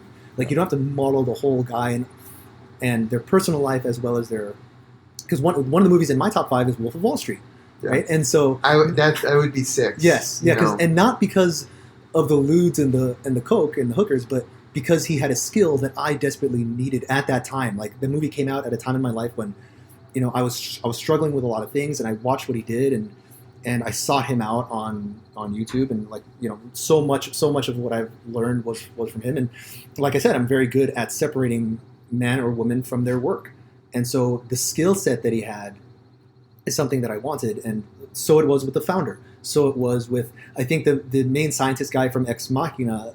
I forgot the character's name, but if he wasn't if his personal interests weren't so twisted, I think he could have taken that experiment so far. Yeah. You know what I mean? And it's funny because my buddy Traver, who I'm going to podcast with next month, it's funny because he brought something up. I had said something about the difference in Iron Man versus Captain America, and he could completely wash over his head. But the message I was sending was that Iron Man is every inch the forward-thinking futurist and entrepreneur, but I also think that he's done more harm than good for humanity, where Captain America is very much the moral center. And I think you need both to be successful. You can, no matter, one of my rules for myself actually is that I can see how easy and tempting it is the more influence you gain and the more skills that you learn, and just simply the more powerful you become. I can sense and feel how easy it is to fall, and one of the rules I have for myself is that no matter how much traction or wealth or power, influence, or even more of a following that I gain, I never ever want to allow myself to be corrupted by it ever, right? And it should only be used for the good of the cause and for the good of the people. I can remember the movie Gladiator is one of them, on one of my top 5, and how Marcus Aurelius was like, do you not want this honor, right? When he wants to pass on the title of emperor to Maximus, and he's like, with all my heart, no, I don't want it. And then he goes, that's why it should be you, And I thought that was so. I think I forgot when the movie came out, but I was a kid, right? Yeah. And when I heard that, I was like, dude, that is awesome. And then, when Marcus dies, and one of the senators was talking to Maximus, and they're like, okay, so we help you. You're asking us for help to overthrow the emperor, but then what? You're just going to walk away? You're just going to leave? And he's like, yeah. I'm going to leave. I don't give a shit what, And so I thought that was good. There's a whole other conversation in that you can't just upend a political system and not do something. But yeah. So certainly, I think it's important to transmit the message that look at the contributions and the skill set and the work by this person, not separate it from the actual person themselves. Lest you look in the mirror and remove your own mistakes that you've made, because we've all made them. Okay, awesome, dude. Let's see. Have you ever Googled your own name? Yes. All right. Were you happy with the results? I guess I was kind of surprised on how many different areas I found myself. Yeah. But I mean, I'd like to say that I haven't really done anything that would like bring like shame or whatnot. Sure. You know, so I haven't come across anything like that, and I would like to keep that way. Yep. Okay. Fair enough. We're just saying, well, good thing that the internet wasn't really around like growing up, because I can't imagine what that's got to be like for kids going through mistakes where everything now is recorded. Everything is recorded. Like things that I did when I was younger, if they were around, I mean, all of us, like we've all made mistakes, but that's part of the growing process of life. Yes. That again, you'd be held, that's there then forever. That data's there forever, and you'll always be judged. Yes. 50, 100, 200 if you ever get to that point where people really care. Sure. That is a completely different set of rules. Like I remember when I was 14 and the internet came out. I remember when the internet came out, and I think that's another reason why I fear and hate technology is because I was in high school and friends were coming in, their eyes were red, and that back then it was like information superhighway and like the World Wide Web and blah blah blah. And the way they were talking about it, it was just so fanatical, and they hadn't slept. And I'm like, I don't know what this is. I don't understand it. I also know that I want nothing to do with it. Like I want nothing to do with this internet business. I want nothing to do with the fact that you guys are up until like 4 a.m. and you're not working out at all. And it was just like I was the last to get on email. It took 2 years for my friends to trick me to getting onto Facebook. You know what I mean? I was the last on Instagram. I was forced to do it, but that's what I mean. In that they're just tools. It's up to you. They will expose you more than turn you into something that you're not, I feel.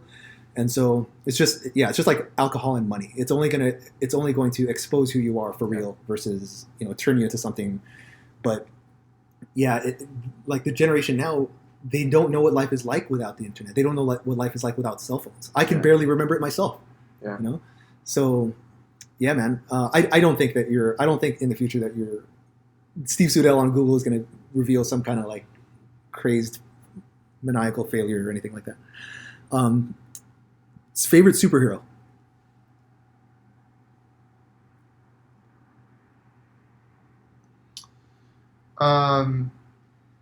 It's kind of funny you say favorite superhero. So in the context of what? In the context of like the traditional like Superman, Batman, that type of thing. Sure. Yeah. Like I would say favorite comic superhero. How's that? Favorite comic superhero. Yeah. It doesn't have to be comics. Or favorite fictional, larger than life character. Again, that's where it goes to John Wayne. I see. Like that's where I was going. Okay. With that, no, that's good. Like, yeah. Can you say why? Just because he reminded me so much of my grandfather. Okay. And that he just always had this larger than life feeling, and whenever he was in a situation, you felt comfortable like you're going to get out of that situation, no matter how like the cards might be stacked against you. Yep. It was a very real sensation. Again, even though it was just like TV and movies, but you just always had that like larger than life sensation with him. Yes. Much like a traditional like Superman would be. Yeah. But for me, it was just a much more like palpable, real sensation, like watching like a character like that. Yep. Even like going with the gladiator analogy, like when you knew that he was battling and he was fighting, that and it was Marcus Aurelius, correct? Marcus Aurelius, yeah. Yeah. That you just kind of had that feeling. Yep. More so than like the traditional like comic book character heroes. Yes. Okay. Awesome. I love it. Favorite villain then, in the same sense. Favorite fictional character or villain. Again, to bring up Gladiator, like the villain of his Commodus. Commodus. Oh wow. Okay. God, like everything about him. Just despicable. Loathe. Yes. In fact, who's the actor's name? Joaquin Phoenix.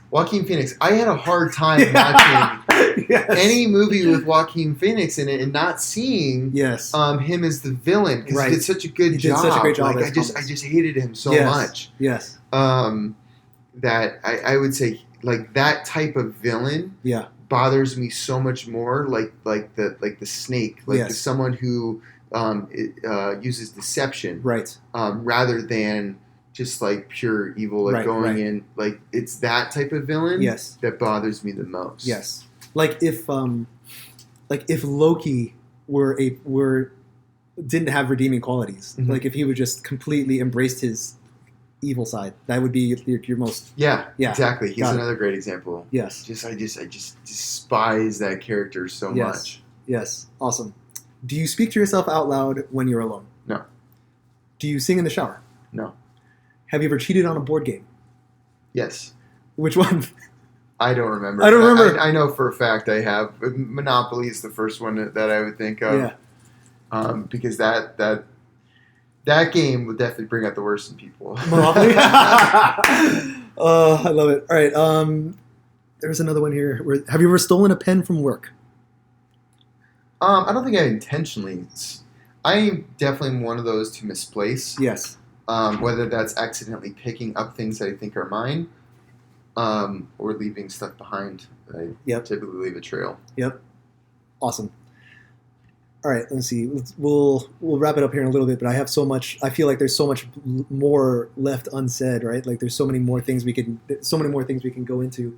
We can even have like a specific podcast talking about, a specific like niche. Oh yeah, and category, we could take it for hours, right? Like the whole I would love to get into the talk of like AI and future. Oh, I would love to. Like those things are awesome to me. And certainly this is just episode 1. Like I don't want this to be just a one-shot deal. I want this to grow and to continue. And I've had so many. One of the reasons for this podcast obviously is to branch out more, but also I feel very fortunate to be surrounded by so many like-minded friends who are out to do good. And we've spent many dinners over many meals and many drinks just having talks like this. And it wasn't until very recently where I started listening to podcasts and I started watching, interviews. Where I'm just like, wow, what that person said was not just profound and impactful, but it could literally change the direction of somebody if they listen to it at the right time. Just like it's happened to me, just like it's happened to you. So I feel like I want to do my part in that sense, and I feel like the things that we talk about should not just be buried in that bubble where we had it. I feel like it should be available, and we have the technology to do that. Yeah. And I'm trying to get over that fear for myself, and I'm having such a great time. And obviously, there's a mutual respect and high mutual friendship here, and there's the connection in the sense of fitness and in the sense of entrepreneurship. If people are looking to start, can you? Because to my knowledge, I have not written a book. I actually am kind of working on that. I don't know if you have, but if you could point people in the right direction where they can learn the skills of entrepreneurship, in the sense that so many people are raised with the employee mindset, right, and the 9-to-5 mindset, and breaking out of that can take a long time, lest you learn it from other people. I actually have long talks on that with other friends as well. But let's say people are trying to get started, right? Could you lead them to books or mentors or figures? What would your recommendations be in that sense? So many. I mean, I would say a big thing that really kind of got the ball rolling for me was when I read the book Rich Dad Poor Dad. Rich Dad Poor Dad, yep. By Robert Kiyosaki. Yeah. And it just started to get me to think differently. Yes. And to I always had this feeling, right, of I didn't like to play by the rules. Yes. I just always wanted to do things differently, but it started to get my mind wrapped around some of those ideas. Yeah. He obviously tied it mostly into real estate and how, using that as a leverage point. Yep. To not be an employee. Yes. That was a great starting point for me. Yeah. But I've probably read, or listened to 100 books after that. Yeah. So it's very hard for me to just specifically say that. Again, I brought up Steve Jobs because his book really got me going down the invention process. And because he created so many different things and really taking a step into his world got me the confidence to then see the opportunity elsewhere because he thought so differently. Yes. Was his book an autobiography or biography? It was an autobiography. So he wrote it. It was a biography. I take it back. He didn't write it. But it was a very in-depth look at his life. I mean, it was 21 audio discs. Yeah.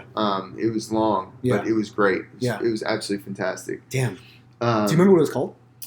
I don't remember off the top of my head, but it's something that I'm sure that we could easily Google before the podcast is over. But those are just great starts. And Yes. like the thing about those books too, like it gets you to not just be addicted to like listening to books like make Yes. you feel better, because Yes. I find that can easily happen. Of course. To where you just go from one book to the next, and not really like not take action. digesting those points that they gave you and applying them. Yes. I think that is the most important thing. Okay. Is the second you're done like listening to a really good book, or even like for me, I would only listen. Now I try to only listen to 20 minutes at a time. Yes. Of books like that. Yes. Because I immediately start to just try to apply like what they told me. Otherwise, I just flush it down the toilet. Yes, that's true. So it's that application that is literally the most important part. Yep. So, and it also just gets you to keep your eyes open for every single opportunity that's out there. Yes. But you just have to apply it. All right, check it out. I have to pee really bad. Yeah, go Mind for if we pause the podcast and we'll start it off? Go for it. I don't know if there was TMI, whatever. While you look for the I think Steve it's Jobs just book. Steve Jobs. I think it's just... Oh, it's just called Steve... by Walter Isaacson. Yeah. All right, cool. Yeah, let's pause it right here for a second. And we are back. Thanks for that. So I've got Steve here. Let's just jump right into it, right? So one of the questions I had as well. What were we talking about before? We're talking about Steve Jobs. What books for people to read, or like how to kind of shift the mindset from employee to entrepreneur. Yes. Well, the first thing you mentioned was Rich Dad Poor Dad, which actually it was good. It was good because that actually affected my own father in that sense, in a huge way. I think I was really young when I read it the first time, and it did change my mind a lot.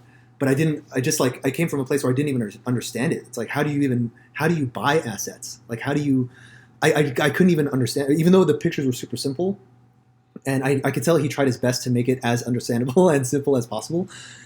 I think I was just in a place where I wasn't in a place where I could respect it and appreciate it as I am versus right now. Right, his other book, I think resonated with me more. The second one, Cash Flow Quadrant, where there was employee, self-employed, business owner, and investor. That actually resonated with me a lot more. And I almost feel like the journey of a person could go, especially if you're raised with the old school like industrial age, mentality, where you start off as an employee and decide like this is bullshit, right? And then then you become self-employed. It's like I'm do things myself. No one else can do them better than me. I own all the rewards and consequences, right, of the job.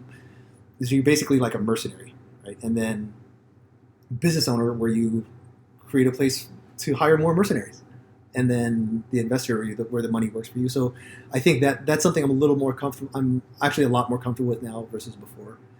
But I love the fact that, because I know you said after that you read lots of other books. I agree that the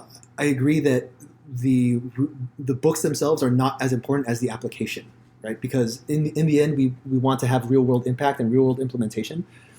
There certainly is. Do you listen to Gary Vee at all?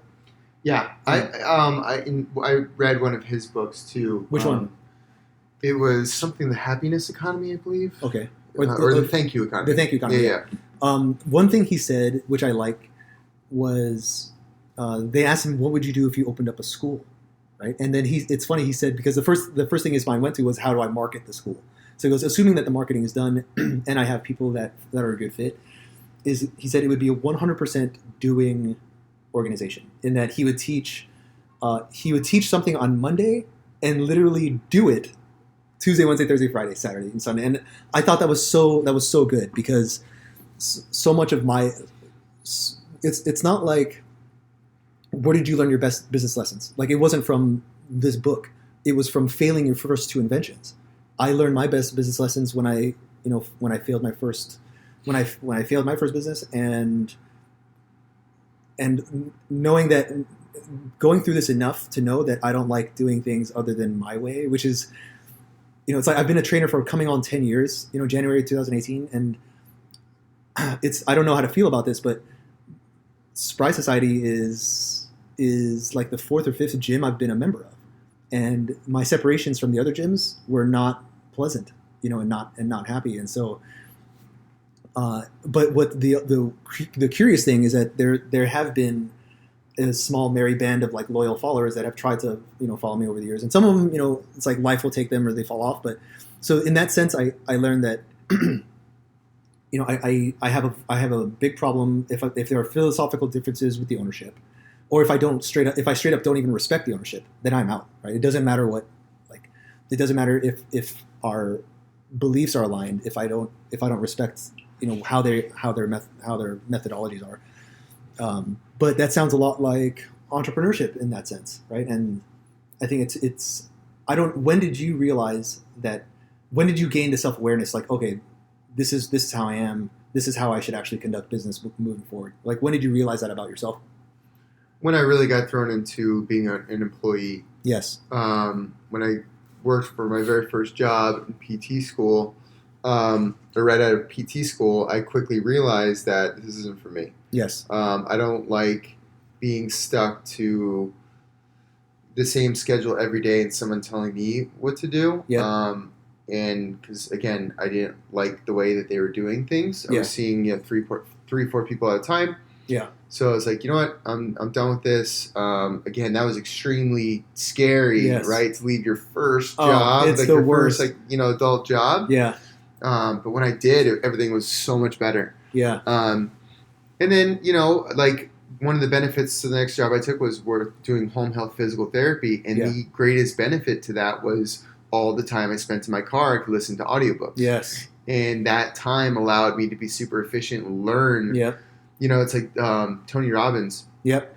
What he reads, he used to read an absurd amount of books because his whole thing was, you get 10 years of knowledge into 1 to 2 hours worth of reading. Yes. And you put all that in, combine that, you can just learn so much more in such a short period of time. That was also kind of my philosophy. Yeah. But I will say though, like entrepreneurship, it's an evolution. Yes. Like you start like in this place and you think you're an entrepreneur and then you realize you're really kind of not yet. And then like, it's just like there's so many different challenges. And the thing that the example that I like to use the best is Lindsay. Yes. Lindsay totally grew up because my dad actually, he had a lot of entrepreneurial qualities. Yeah. My mom did not.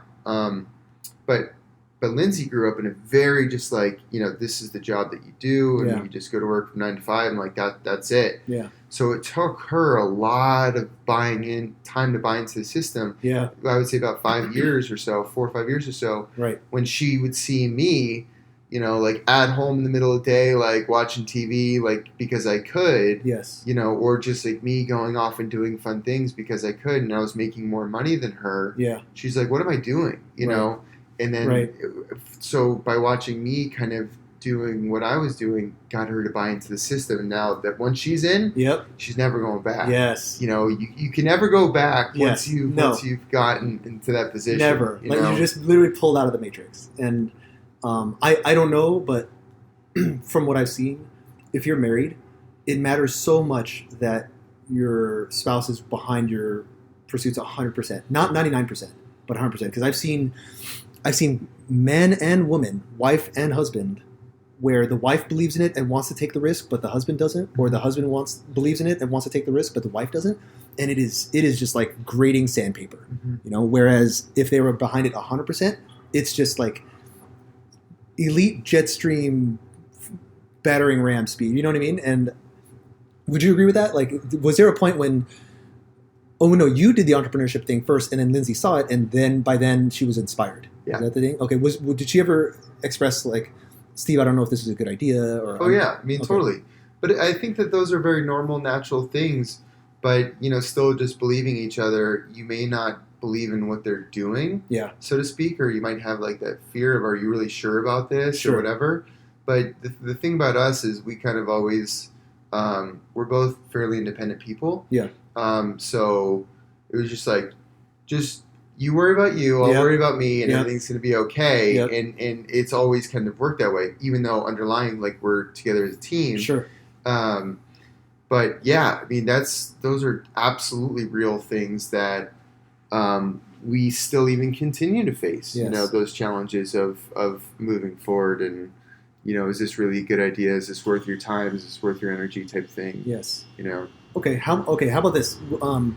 Because so far we've given people Rich Dad Poor Dad, Steve Jobs, and like get off your ass and do it. Right. Mm-hmm. That's the thing, and how implementation is the shortage. Like you should do that as well.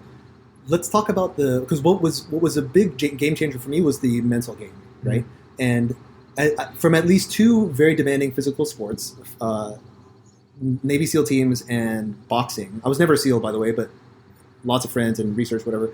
A lot of them will say that it's between 70 to 90% mental and only 10% physical.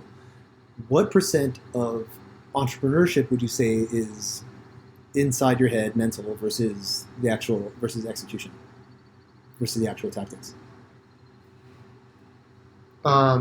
I think that for me, it's kind of hard to outweigh because you still have to have the vision. You still have to have like the actual like energy to put forward. Yes. I would say it's probably like 80% execution. Yep. 20% of actual just like thinking of what you need to do. Yes. Because again, the execution yes. is what then molds like your future thoughts right. and like the next like steps that you need to have, you need to do. Right. Because yeah, I mean, it's just one of those things. Is they're like for example, like there's a lot of talented physical therapists out there who are probably better than me. Yeah. But you don't need to be. In fact, it actually. When you become truly the best in your field, that actually can become a detriment because you're so stuck into that niche area that you can't do anything else. Yes. But if you're kind of the jack of all trades, right.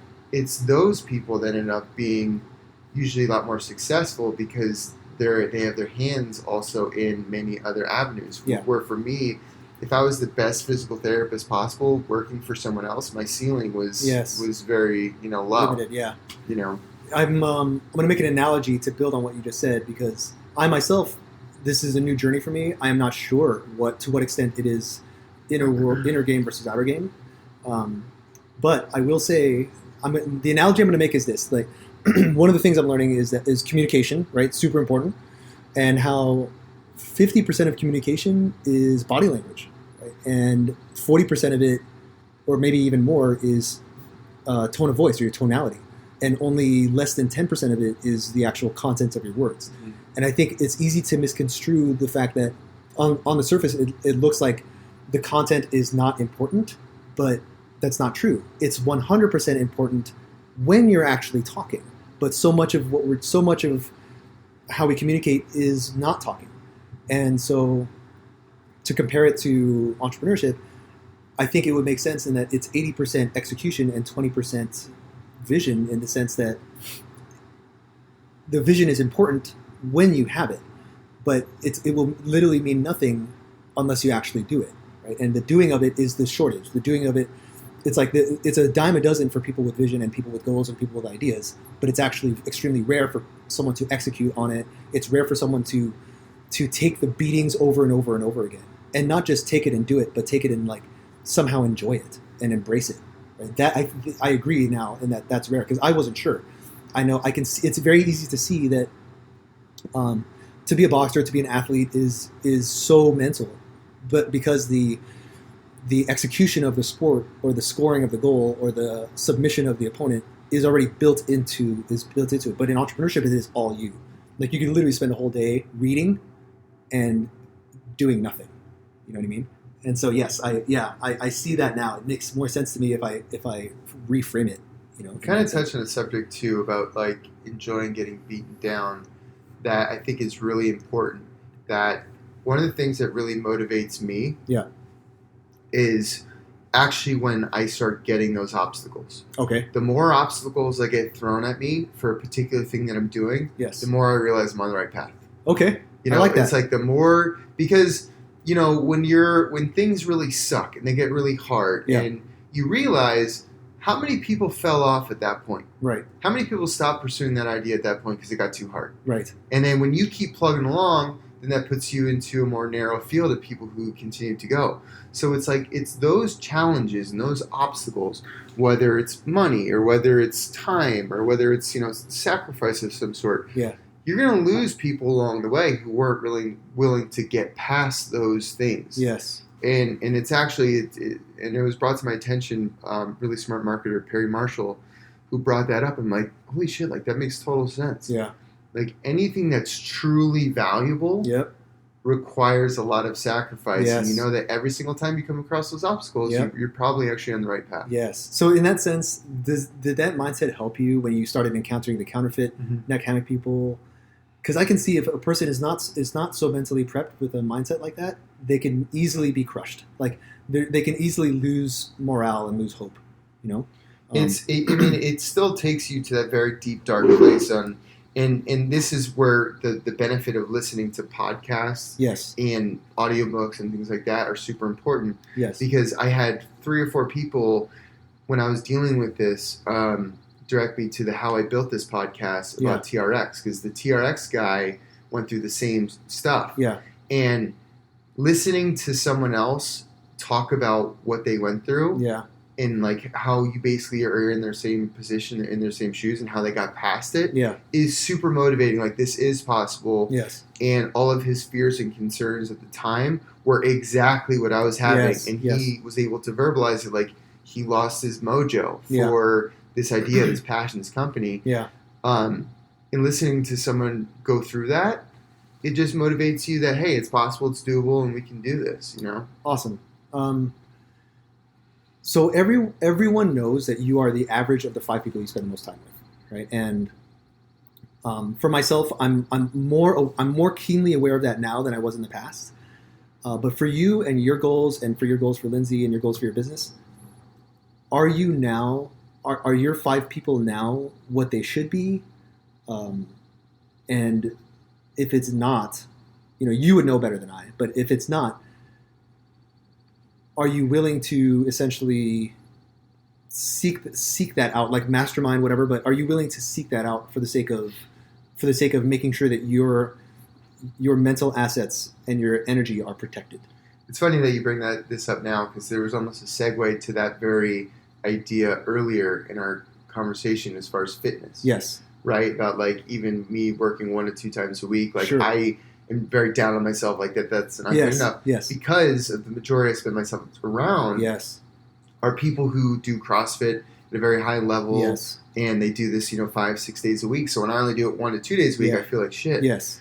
But I would say that me and Lindsay certainly are in a position now where we are craving that challenge from other people. Yes. And in the CrossFit physical fitness sense, or the entrepreneurial more sense? The entrepreneurial sense. Yeah. And surrounding ourselves with people like that, because you're absolutely right. Like, there's a time.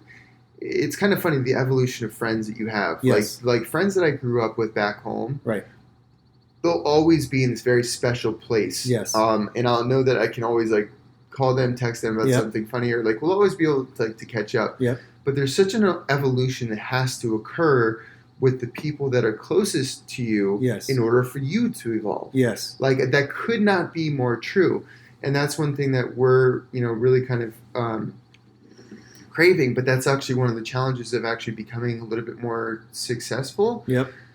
Younger, because your friends, many people are not in the same position as you. Yes. And then therefore you realize that you don't really have as much to talk to about anymore. Right. And the things that we want to talk about isn't what they want to talk about, just because you're in different places. Sure. And that's fine. It's fine. It is what it is. But in order for you to truly grow, like that rule of 5 people couldn't be more true. Because the more that we've kind of, exposed ourselves to like-minded people like that, it's just funny how it just changes. Oh my God. It's so I hinted, every year Instagram has like the best 9 pictures or whatever. And I love looking back on the growth and the lessons learned, right? From not just myself, but other people.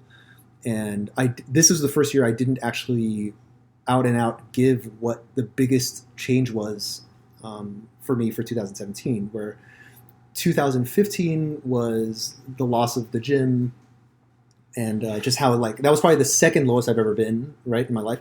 2016 was about patience and waiting because Spry had to deal with just typical gym city stuff where we thought we would be open at a certain time, but we weren't, right? And it got to a point where all the guys, all of our like mental physical resources were we were running low and looking for other jobs. It was bad, but then we opened up and it was fantastic. And then now 2017.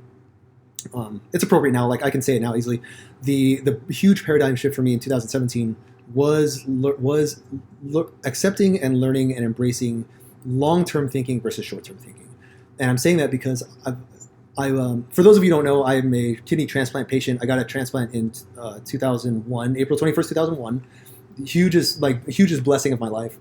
And that's another podcast, but it's been 12 years. Me and my donor, who's a friend, love her to death, celebrated our 12-year anniversary. They told me, though, I had 10 to 15 years. And so I think in my head, and I made her a promise that I would live every moment without regret, right? And I am happy to say that I have accomplished that, and I'm still accomplishing that. But I think back then I equated living without regret every moment to just like literally making decisions that would make for a great story, or not thinking about the future. So much good came out of it in that I chose to pursue CrossFit. There was no guarantee that would work, right? You have no idea how much money you're going to make. You have no idea the protection as far as insurance and stuff like that. Whereas with my other, the other thing I actually got the degree for, which is nursing, I did it for the wrong reasons, and it was because it's like nursing. I'm open to being corrected by this, or corrected on this, but nursing to me represents the epitome of the American dream to a majority of Filipinos. So, that's for a lot of reasons why I did it. I was never ever it was never like in my heart 100%, not even once. So, that being said, I have been living the last 10, 12 years with just like living in the moment, right? All I care about in the moment is GTL, this gym tan laundry, like just working out, hanging out with my friends, going to the beach, and eating. That is it, right? And video games once in a while. I love reading and just researching, but those were if you were to just compress Zeb Pascual in the moment, that's what I care about. But I think 2017, I was listening to a Tony Robbins interview, and he was talking about how lots of people have trouble with carpe diem and how they have trouble living in the moment because they're so worried about the future or they're so down on themselves about the past. But there is a small handful of people who have mastered living in the moment through either a traumatic, life-threatening experience or terminal disease. And so it's second nature to them. So that actually resonated with me. But he also had more to say in that what they have problems with, though, is what if you live? That's the thing. Like, you understand now what it's going to be like if you die. But what if you live? Can you see yourself? Can you make plans and decisions based on that? And that was not something that actually occurred to me before that moment. And that, coupled with the 12-year anniversary, forced me to actually look into the future. And that's when it was nothing less than game-changing. It's nothing less than life-changing. And I think I actually kind of forgot where I was going with this. What were we talking about before? Five friends. Yes. Okay. So fitness, easily, right? Because we've surrounded ourselves in an environment, a gym, where there's people who are fit all the time or working out all the time. And you're either in a position of leadership or in a position of participation. And it's very easy to be fit because you're surrounded by people who understand that squatting and deadlifting and running and doing pull-ups and eating meat and vegetables are better than sitting and eating Chips Ahoy and Doritos, right? And so that's easy.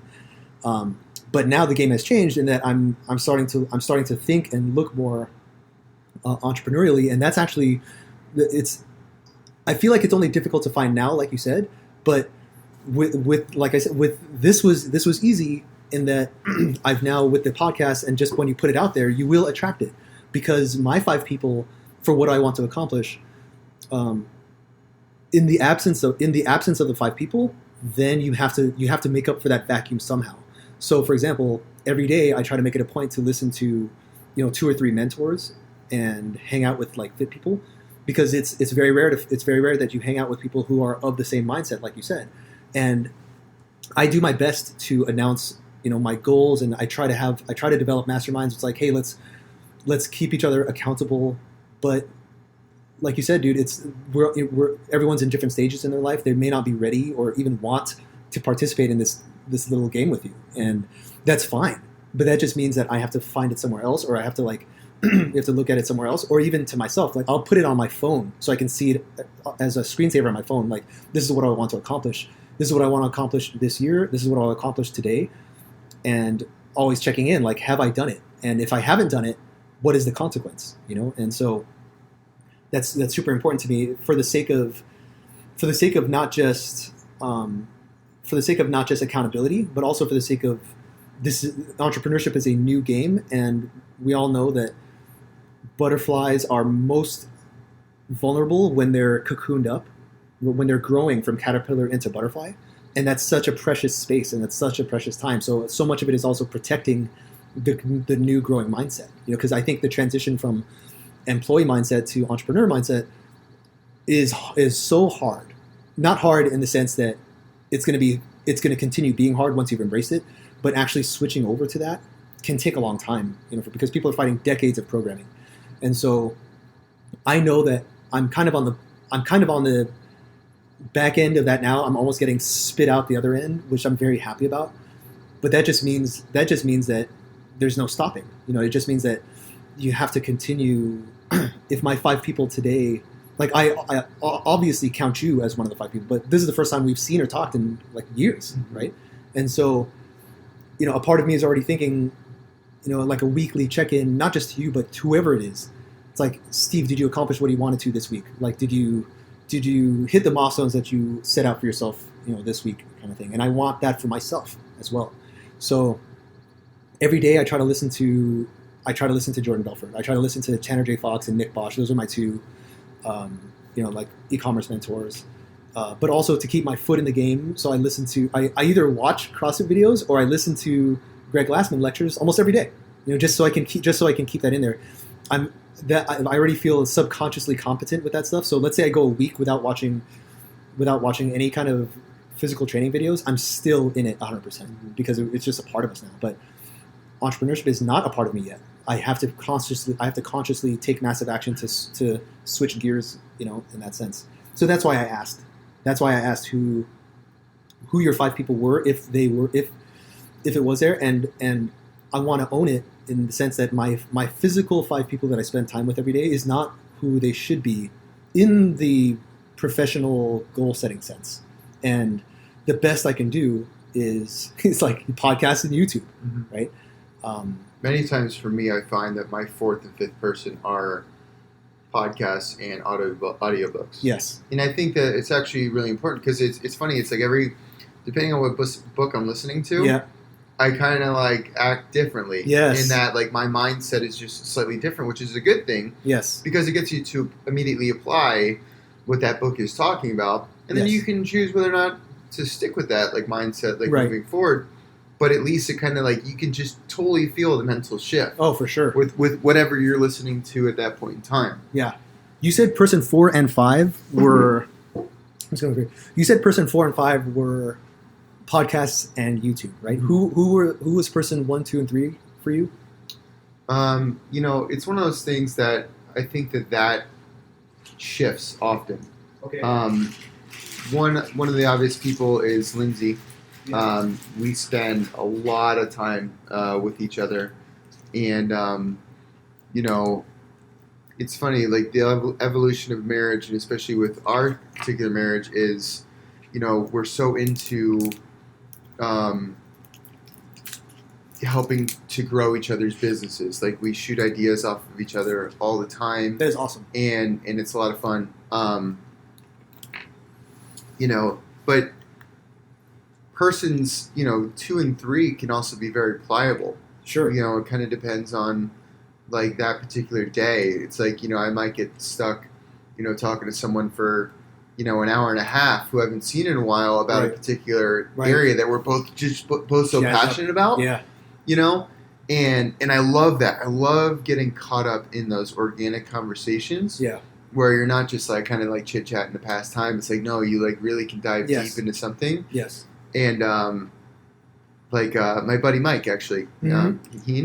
When I used to stretch him weekly, I really looked forward to it because we would spend the entire session just basically like kind of going back and forth with each other on just like different like current events, business, whatever. Yeah. And it's like those things just really help you, solidify or change, your opinions on things. Yes. Because I think it's one thing, again, it's great to listen to books, but it's very different to actually have someone critique you and your particular thoughts about those books that you're reading or podcasts that you're listening to, because you'll develop a very linear like confirmation bias for ideas. Yep. And it isn't until you actually have the human interaction that you're like, oh, well, maybe that wasn't quite what I was thinking, or like how I should be thinking, or whatnot.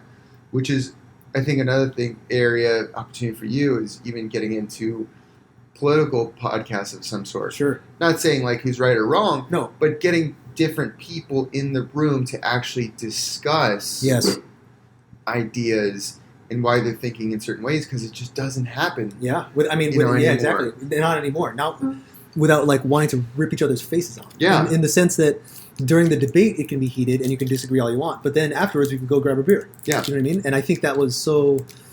I think that's something that's lost. I think that I'll be the first to admit that I didn't grow up in an environment that encouraged that. Mm-hmm. I kind of grew up in an environment where it's like even voicing a concern was seen as like talking back or disrespectful. There was no exchange of ideas. There was no civil disagreements. So that's something that I absolutely want to develop more. I completely see a future in that. This podcast is not.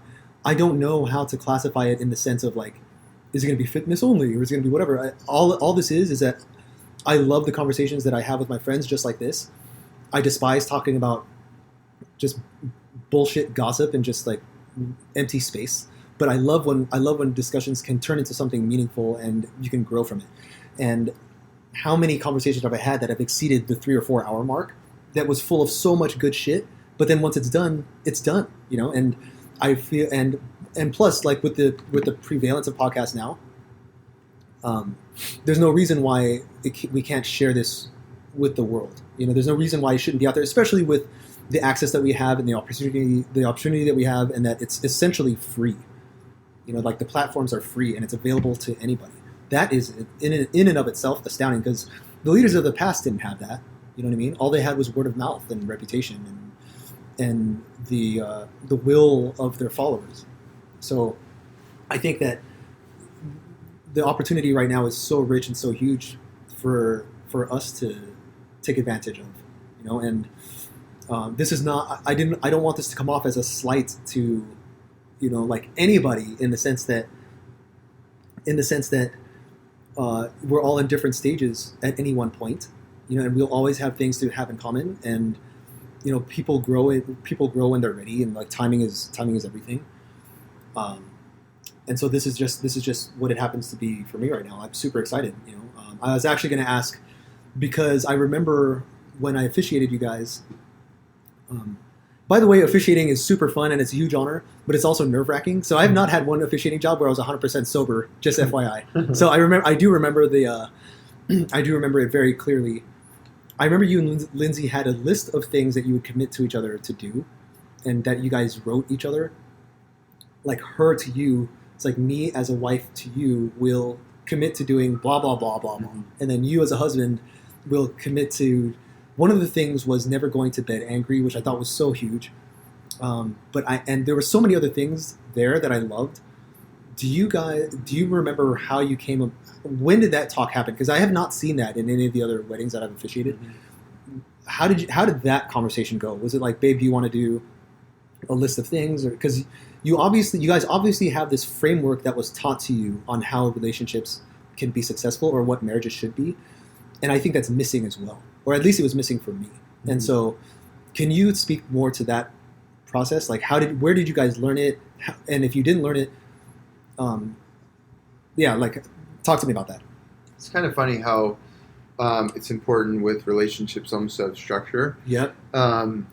in that you have certain ground rules, right? Yeah. Not necessarily ground rules, but almost like just things that you live by. Yeah. And for making those lists, I know that was really important for Lindsay to have some sort of like accountability, you know, and to make, because life gets in the way and, you know, things get busy, but with everything that happens around you, as long as you continue to stick to, you know, those principles, then it doesn't matter what else is going around you, because you know that you always are good in that space, you know, with your partner.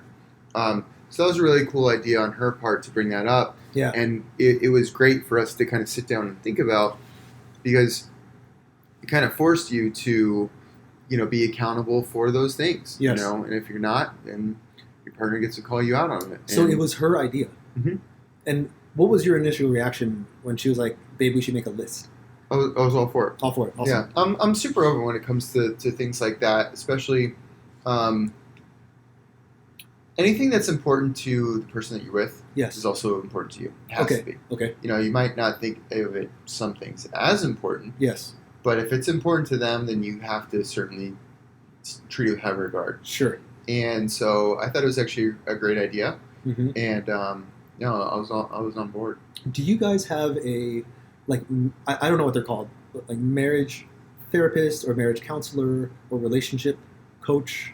Do you know what I'm talking about? Like we did before we got married. We did 4 sessions, which I would recommend anyone who gets married to do that. Okay. And in fact, I think it's something that we actually should revisit, just because, again, in all aspects of life, whether it's nutrition, whether it's fitness, whether it's business, having a coach always yields better success than not. Yes. You know, because again, you can kind of get in your own head and you can kind of, you know, start to create your own scenarios of why you should not be doing things or whatever. Sure. So what I recommend is like a marriage coach is someone to basically hold you accountable for, you know, are you doing things the way that you should? Yes. And not necessarily telling you what to do, but just asking you the question of where are you at and do you think this is where you should be, you know, type of thing. Right.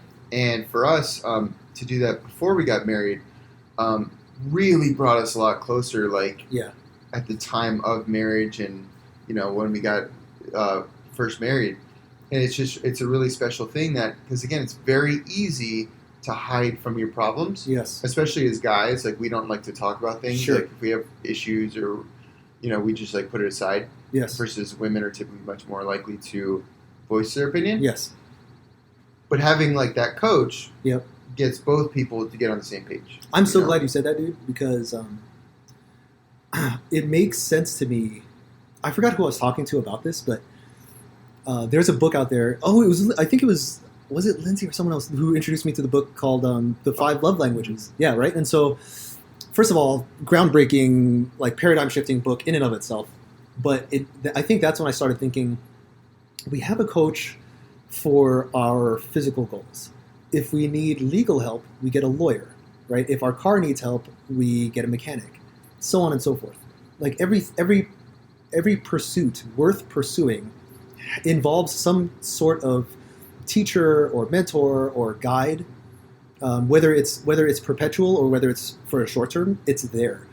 And what is more important to a person's personal development into adulthood than relationships, right? Or than like, and I'm not just talking about marriage, and I'm not just talking about relationship, but I'm also talking a person's relationship with themselves, with their family.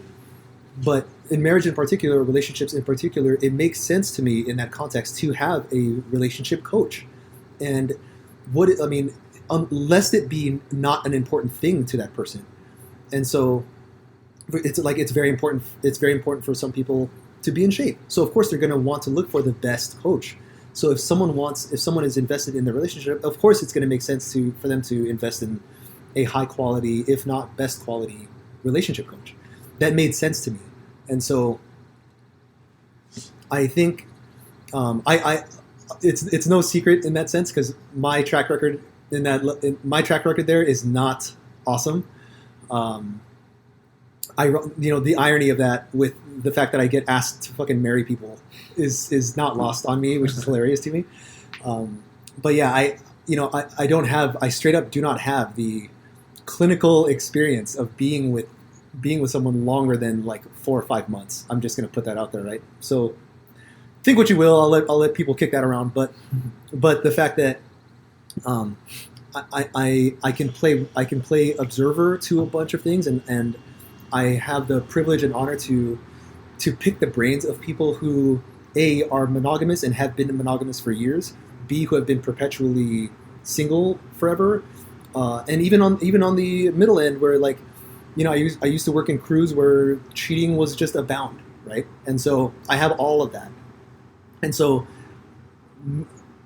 maybe, like, of course I'm not closed off to it happening for me someday, but if it ever does, I want to be as prepped as possible. And I know there's going to be no substitute for the real world and learning things in real time, but also speaking to the idea of reading books, in that it just compresses time. Like, hard lessons learned will always be the best, but let's say that takes you fucking like a year. Like, why should it if you can just learn it from a friend, you know? And at least people who have failed and stuff, they can tell you what not to do versus what to do. So it makes sense to me in that you guys had somebody, and I do in fact like the idea of having a sort of relationship. I personally, for myself, would certainly want to engage in that, because I know I'm going to need help. I'm going to be like the one who needs the most help, you know, as far as like what to do, what to say, you know. And so I don't even know what those sessions look like, to be honest. I have no idea what you guys even do. It's one of those things too. If you think about, for example, like fitness. Yeah.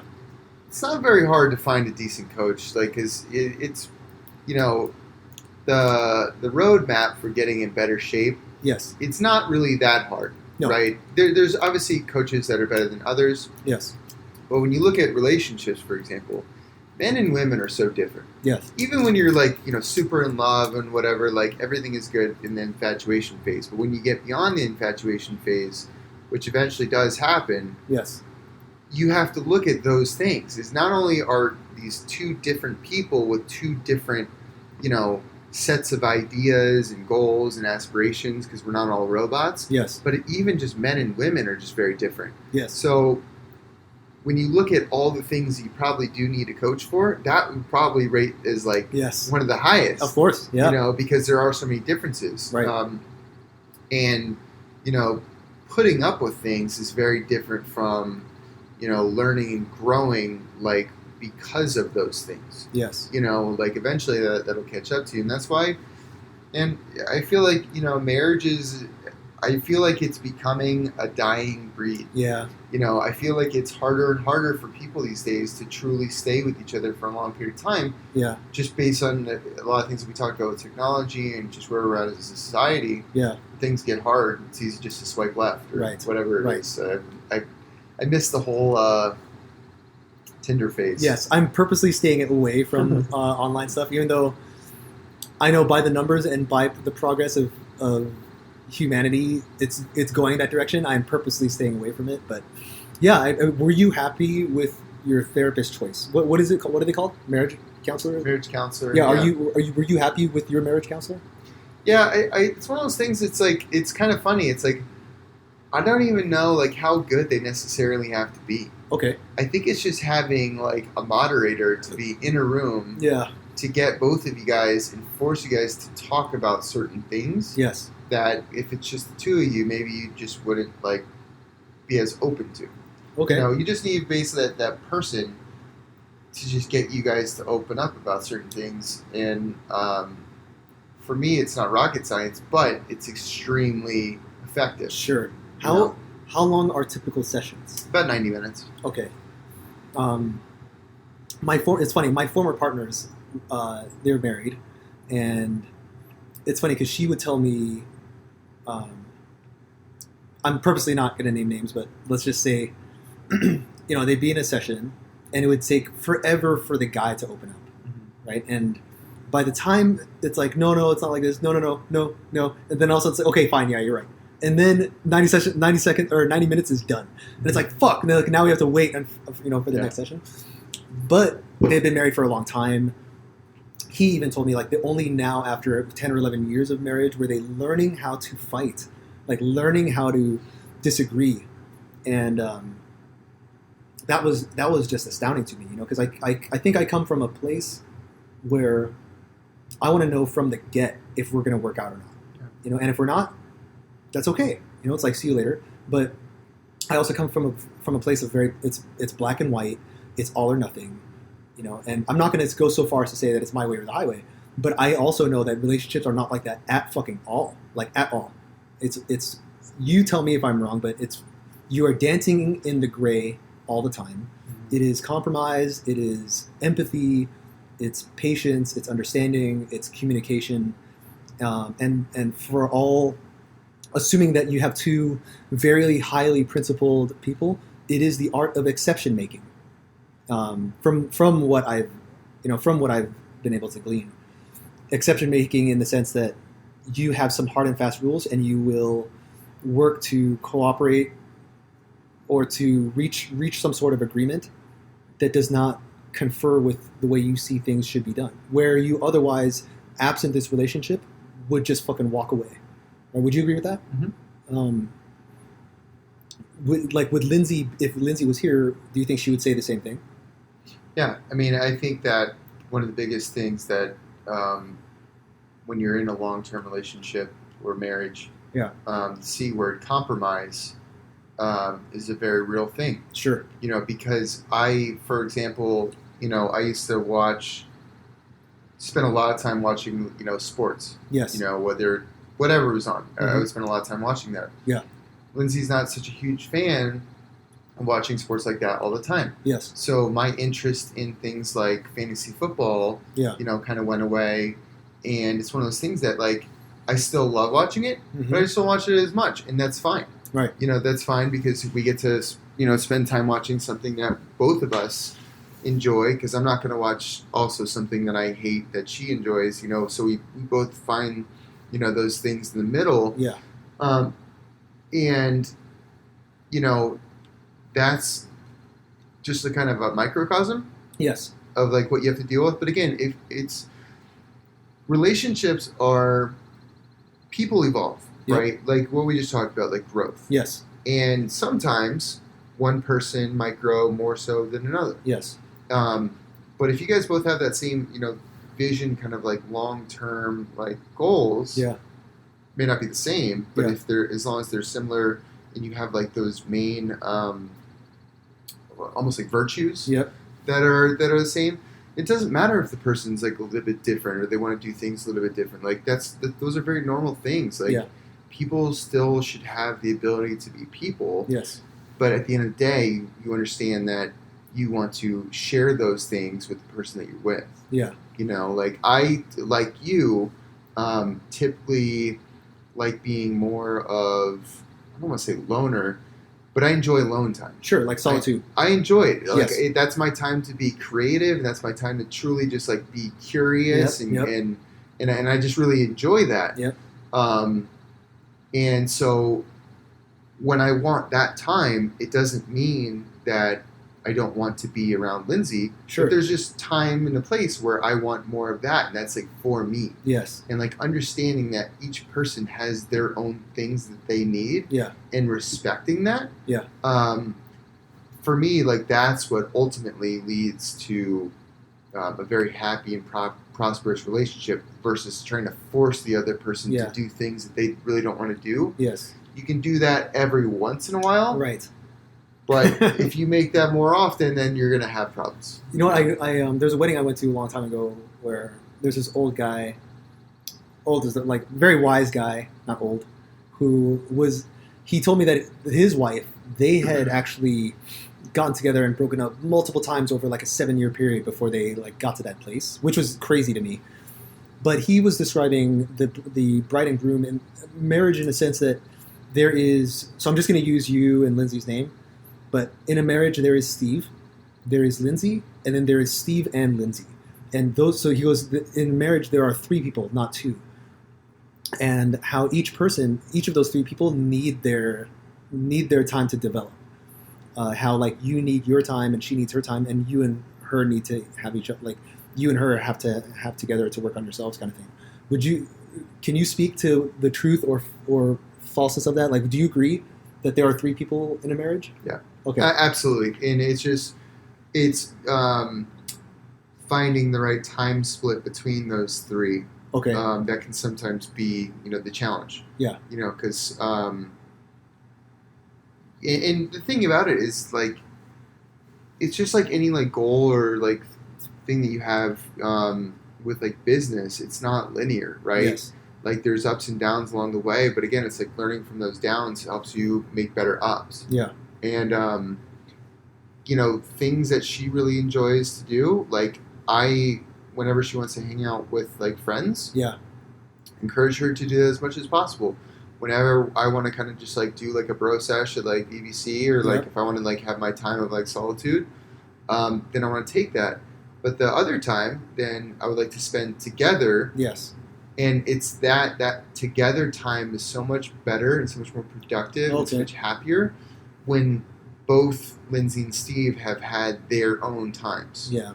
You know what I mean? Yes. When you try to have the combined time all the time, right, that leads to issues. It's like sure. Think about like any friend or best friend you've ever had. Yeah.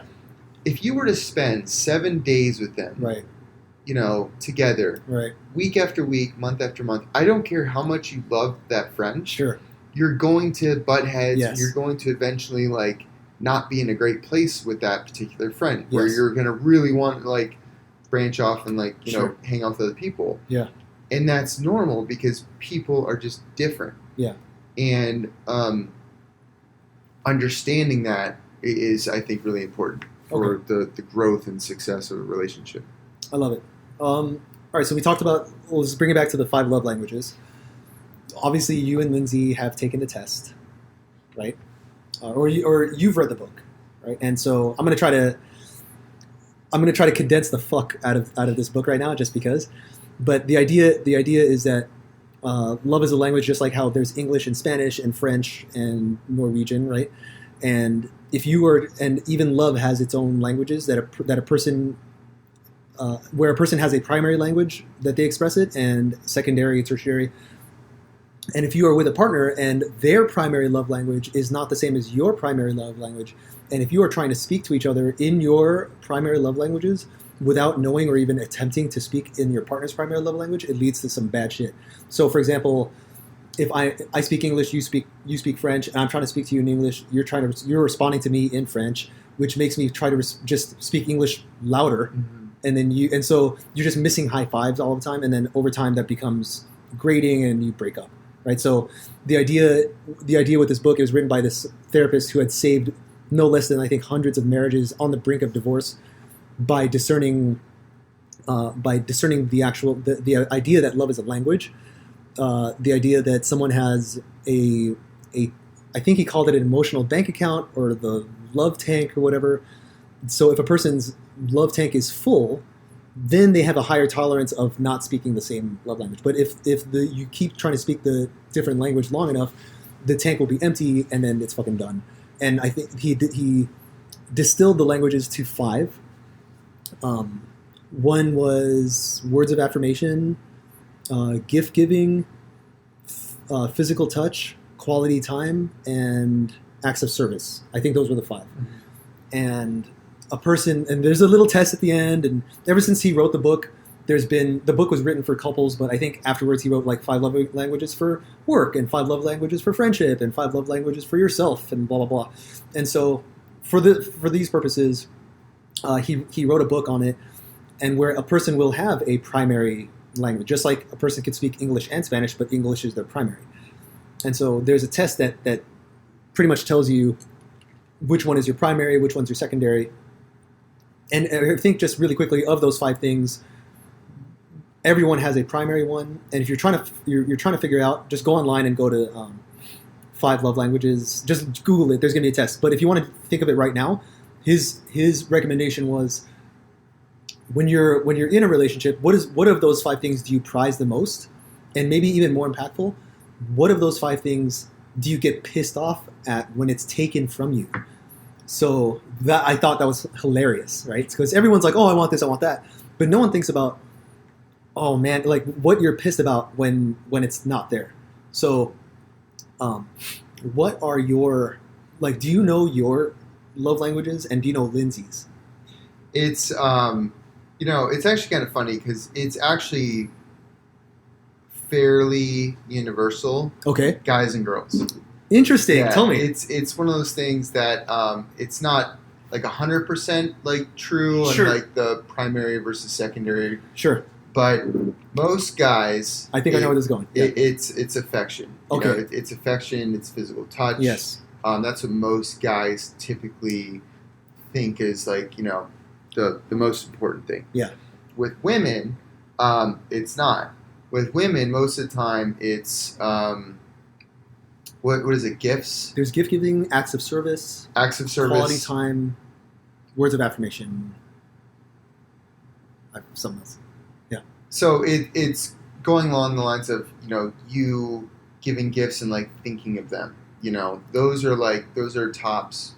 For Lindsay, but a lot of because I've had conversations with other people about this, Sure. And it's not 100% accurate. Of course, it's pretty universal because that's just biologically how I think we're made, which is exactly why it's important to understand that. Yes. But that is important to understand because, like you said, if you're speaking Spanish to someone who wants to talk to you in French, right?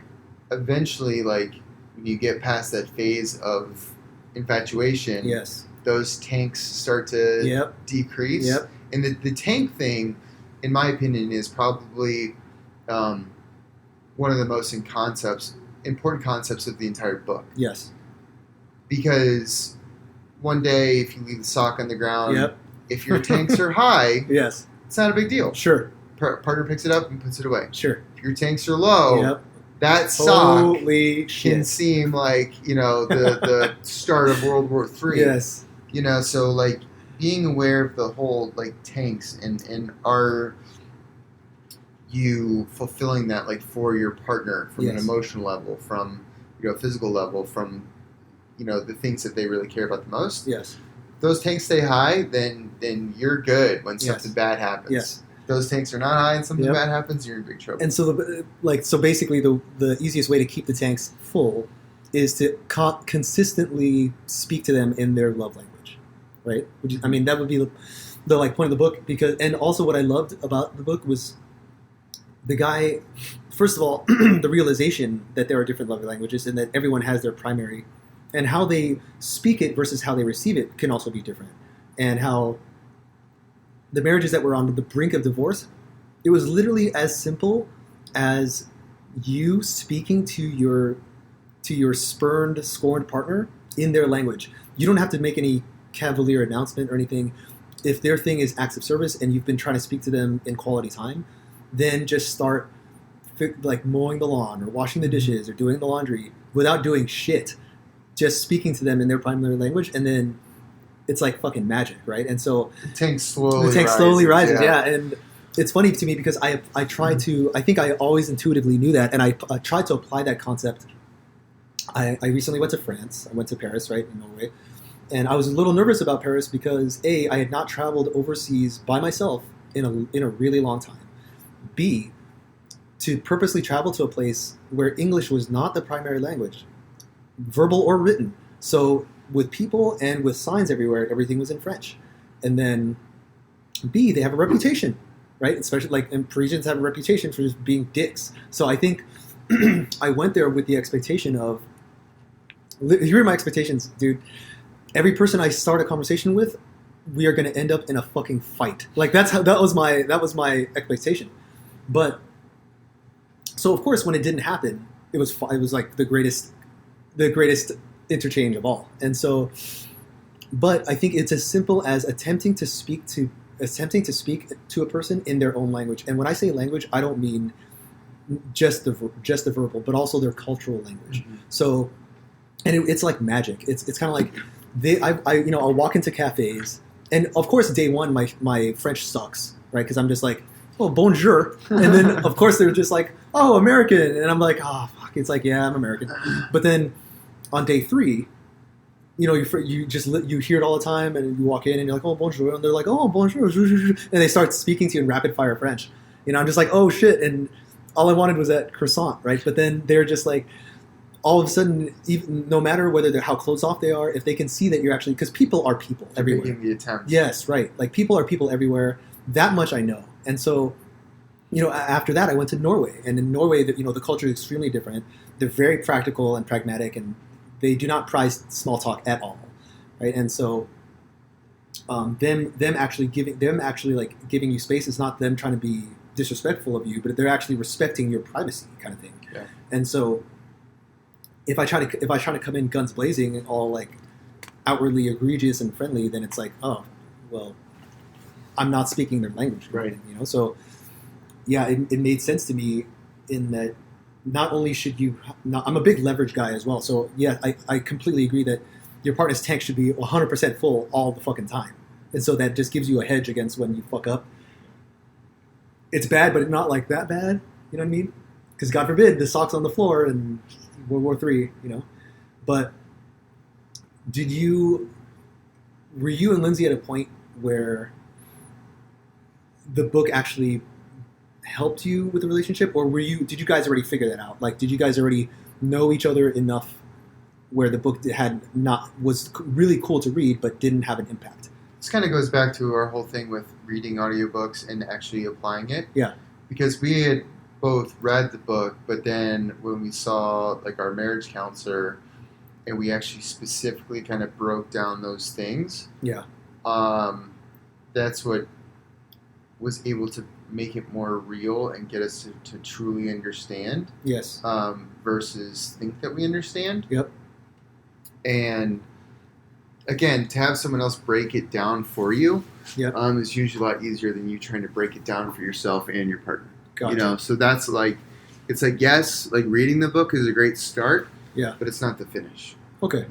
I would say that ultimately, like, if you have really good communication with your partner, you can do it. But I would say that most of the time, it's the most productive when you have a third party that facilitates the conversation and gets you to also understand different like roadblocks or walls that you didn't necessarily even see were there. Huh. Because again, everyone has their confirmation bias. Sure. Like you have like your ways of doing things. And you have your reasons for doing things that way. Yep. And it sometimes takes other people to show you, well, maybe that's not the best way of doing that. Yeah. Because I'll give you an example of with me with our relationship is I grew up in a very loud Italian family.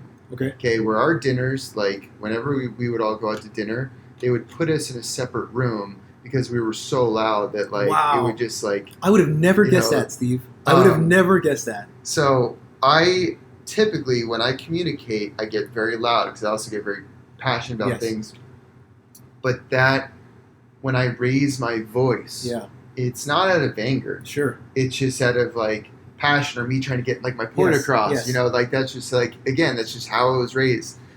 But Lindsay was raised the opposite, to where any sort of like raised voice equals temper, anger, whatever. And so that communication itself, where it's still something that we face, because again, it's still like genetically ingrained in my brain that I have to consciously think about that. Right. And it wasn't until that truly was like brought to my attention by a third person of why that's not a good thing. Yeah.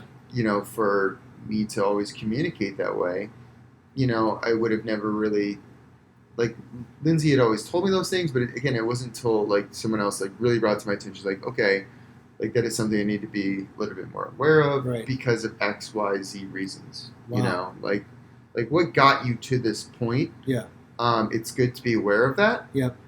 But if you want to get to the next level, then you have to do things about where you are. Not completely change who you are. Yeah. But just be aware. Even like you said, like making the effort to do things goes a long way versus completely, changing, being able to speak another language like this or fluently. Yes. Awesome, dude. Okay, so we've got 3 hours of badassness recorded right now. I'm super happy with this. I think it's time for us to call it. But how can people get a hold of you, Steve? Like, I know you're on, but can you just give with your tags on Instagram and Facebook and website, and how can people like If someone wanted to reach out to you and ask you a question or whatever, like email address, all of it, just put all of it on here. Yeah, so if you have any like physical therapy related questions, you can reach out to me at prehabtoperform.com. My Instagram handle is prehabtoperform. If you or someone that you know or love, has any sort of like neck pain or discomfort, I think that you should check out the Neck Hammock at theneckhammock.com. And right now, that's really the only place that you actually can buy a real neck hammock, so just kind of be aware of that. But I read and listen to all the emails. So if you do ever have a question for me, you can reach out to me, and I will be more than happy to answer it, help guide you with anything. Awesome. Do you have a website? Yes, so theneckhammock.com. It is the Neck Hammock. And if you want to email me, it's relax@theneckhammock.com. I love it. Dude, thanks so much for coming over.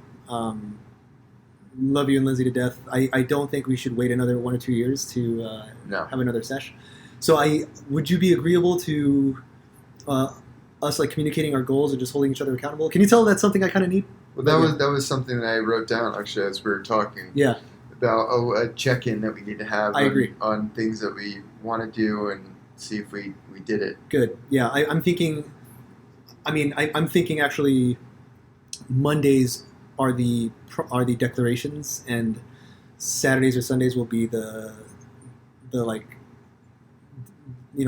fucking gut checks. And so I think after this, we'll text each other back and forth, and then we'll just share it after this, and then fucking do it. Cool. Thanks a lot, man. Any parting words you want to say to the audience as far as like, the message and that.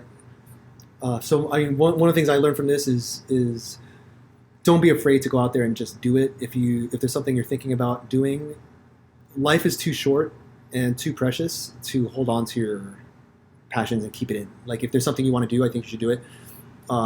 This would not have happened had I held on to the idea of a podcast, right? And the podcasting would not have happened had I not started my YouTube channel, and so on and so forth. So just things happen when you actually commit, things that you will reach your destination. Chances are by ways that you did not expect. So that's what I'm getting out of this, or that's my message after this episode 1. How about you?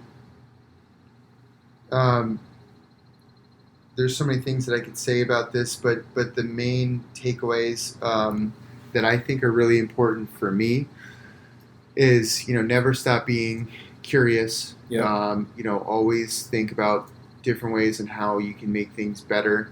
And regardless of what other people think, you have to truly listen to you. And one of the easiest ways to facilitate making your dreams happen is to take action and make communication or connections with people. The connections that I've made with people over the last 5 to 10 years are 100% of what I credit to where I am today, because it's without those relationships, none of my dreams truly would have taken off. Awesome, man. All right, guys. Until next time, this is the Pascual Podcast, closing down episode 1.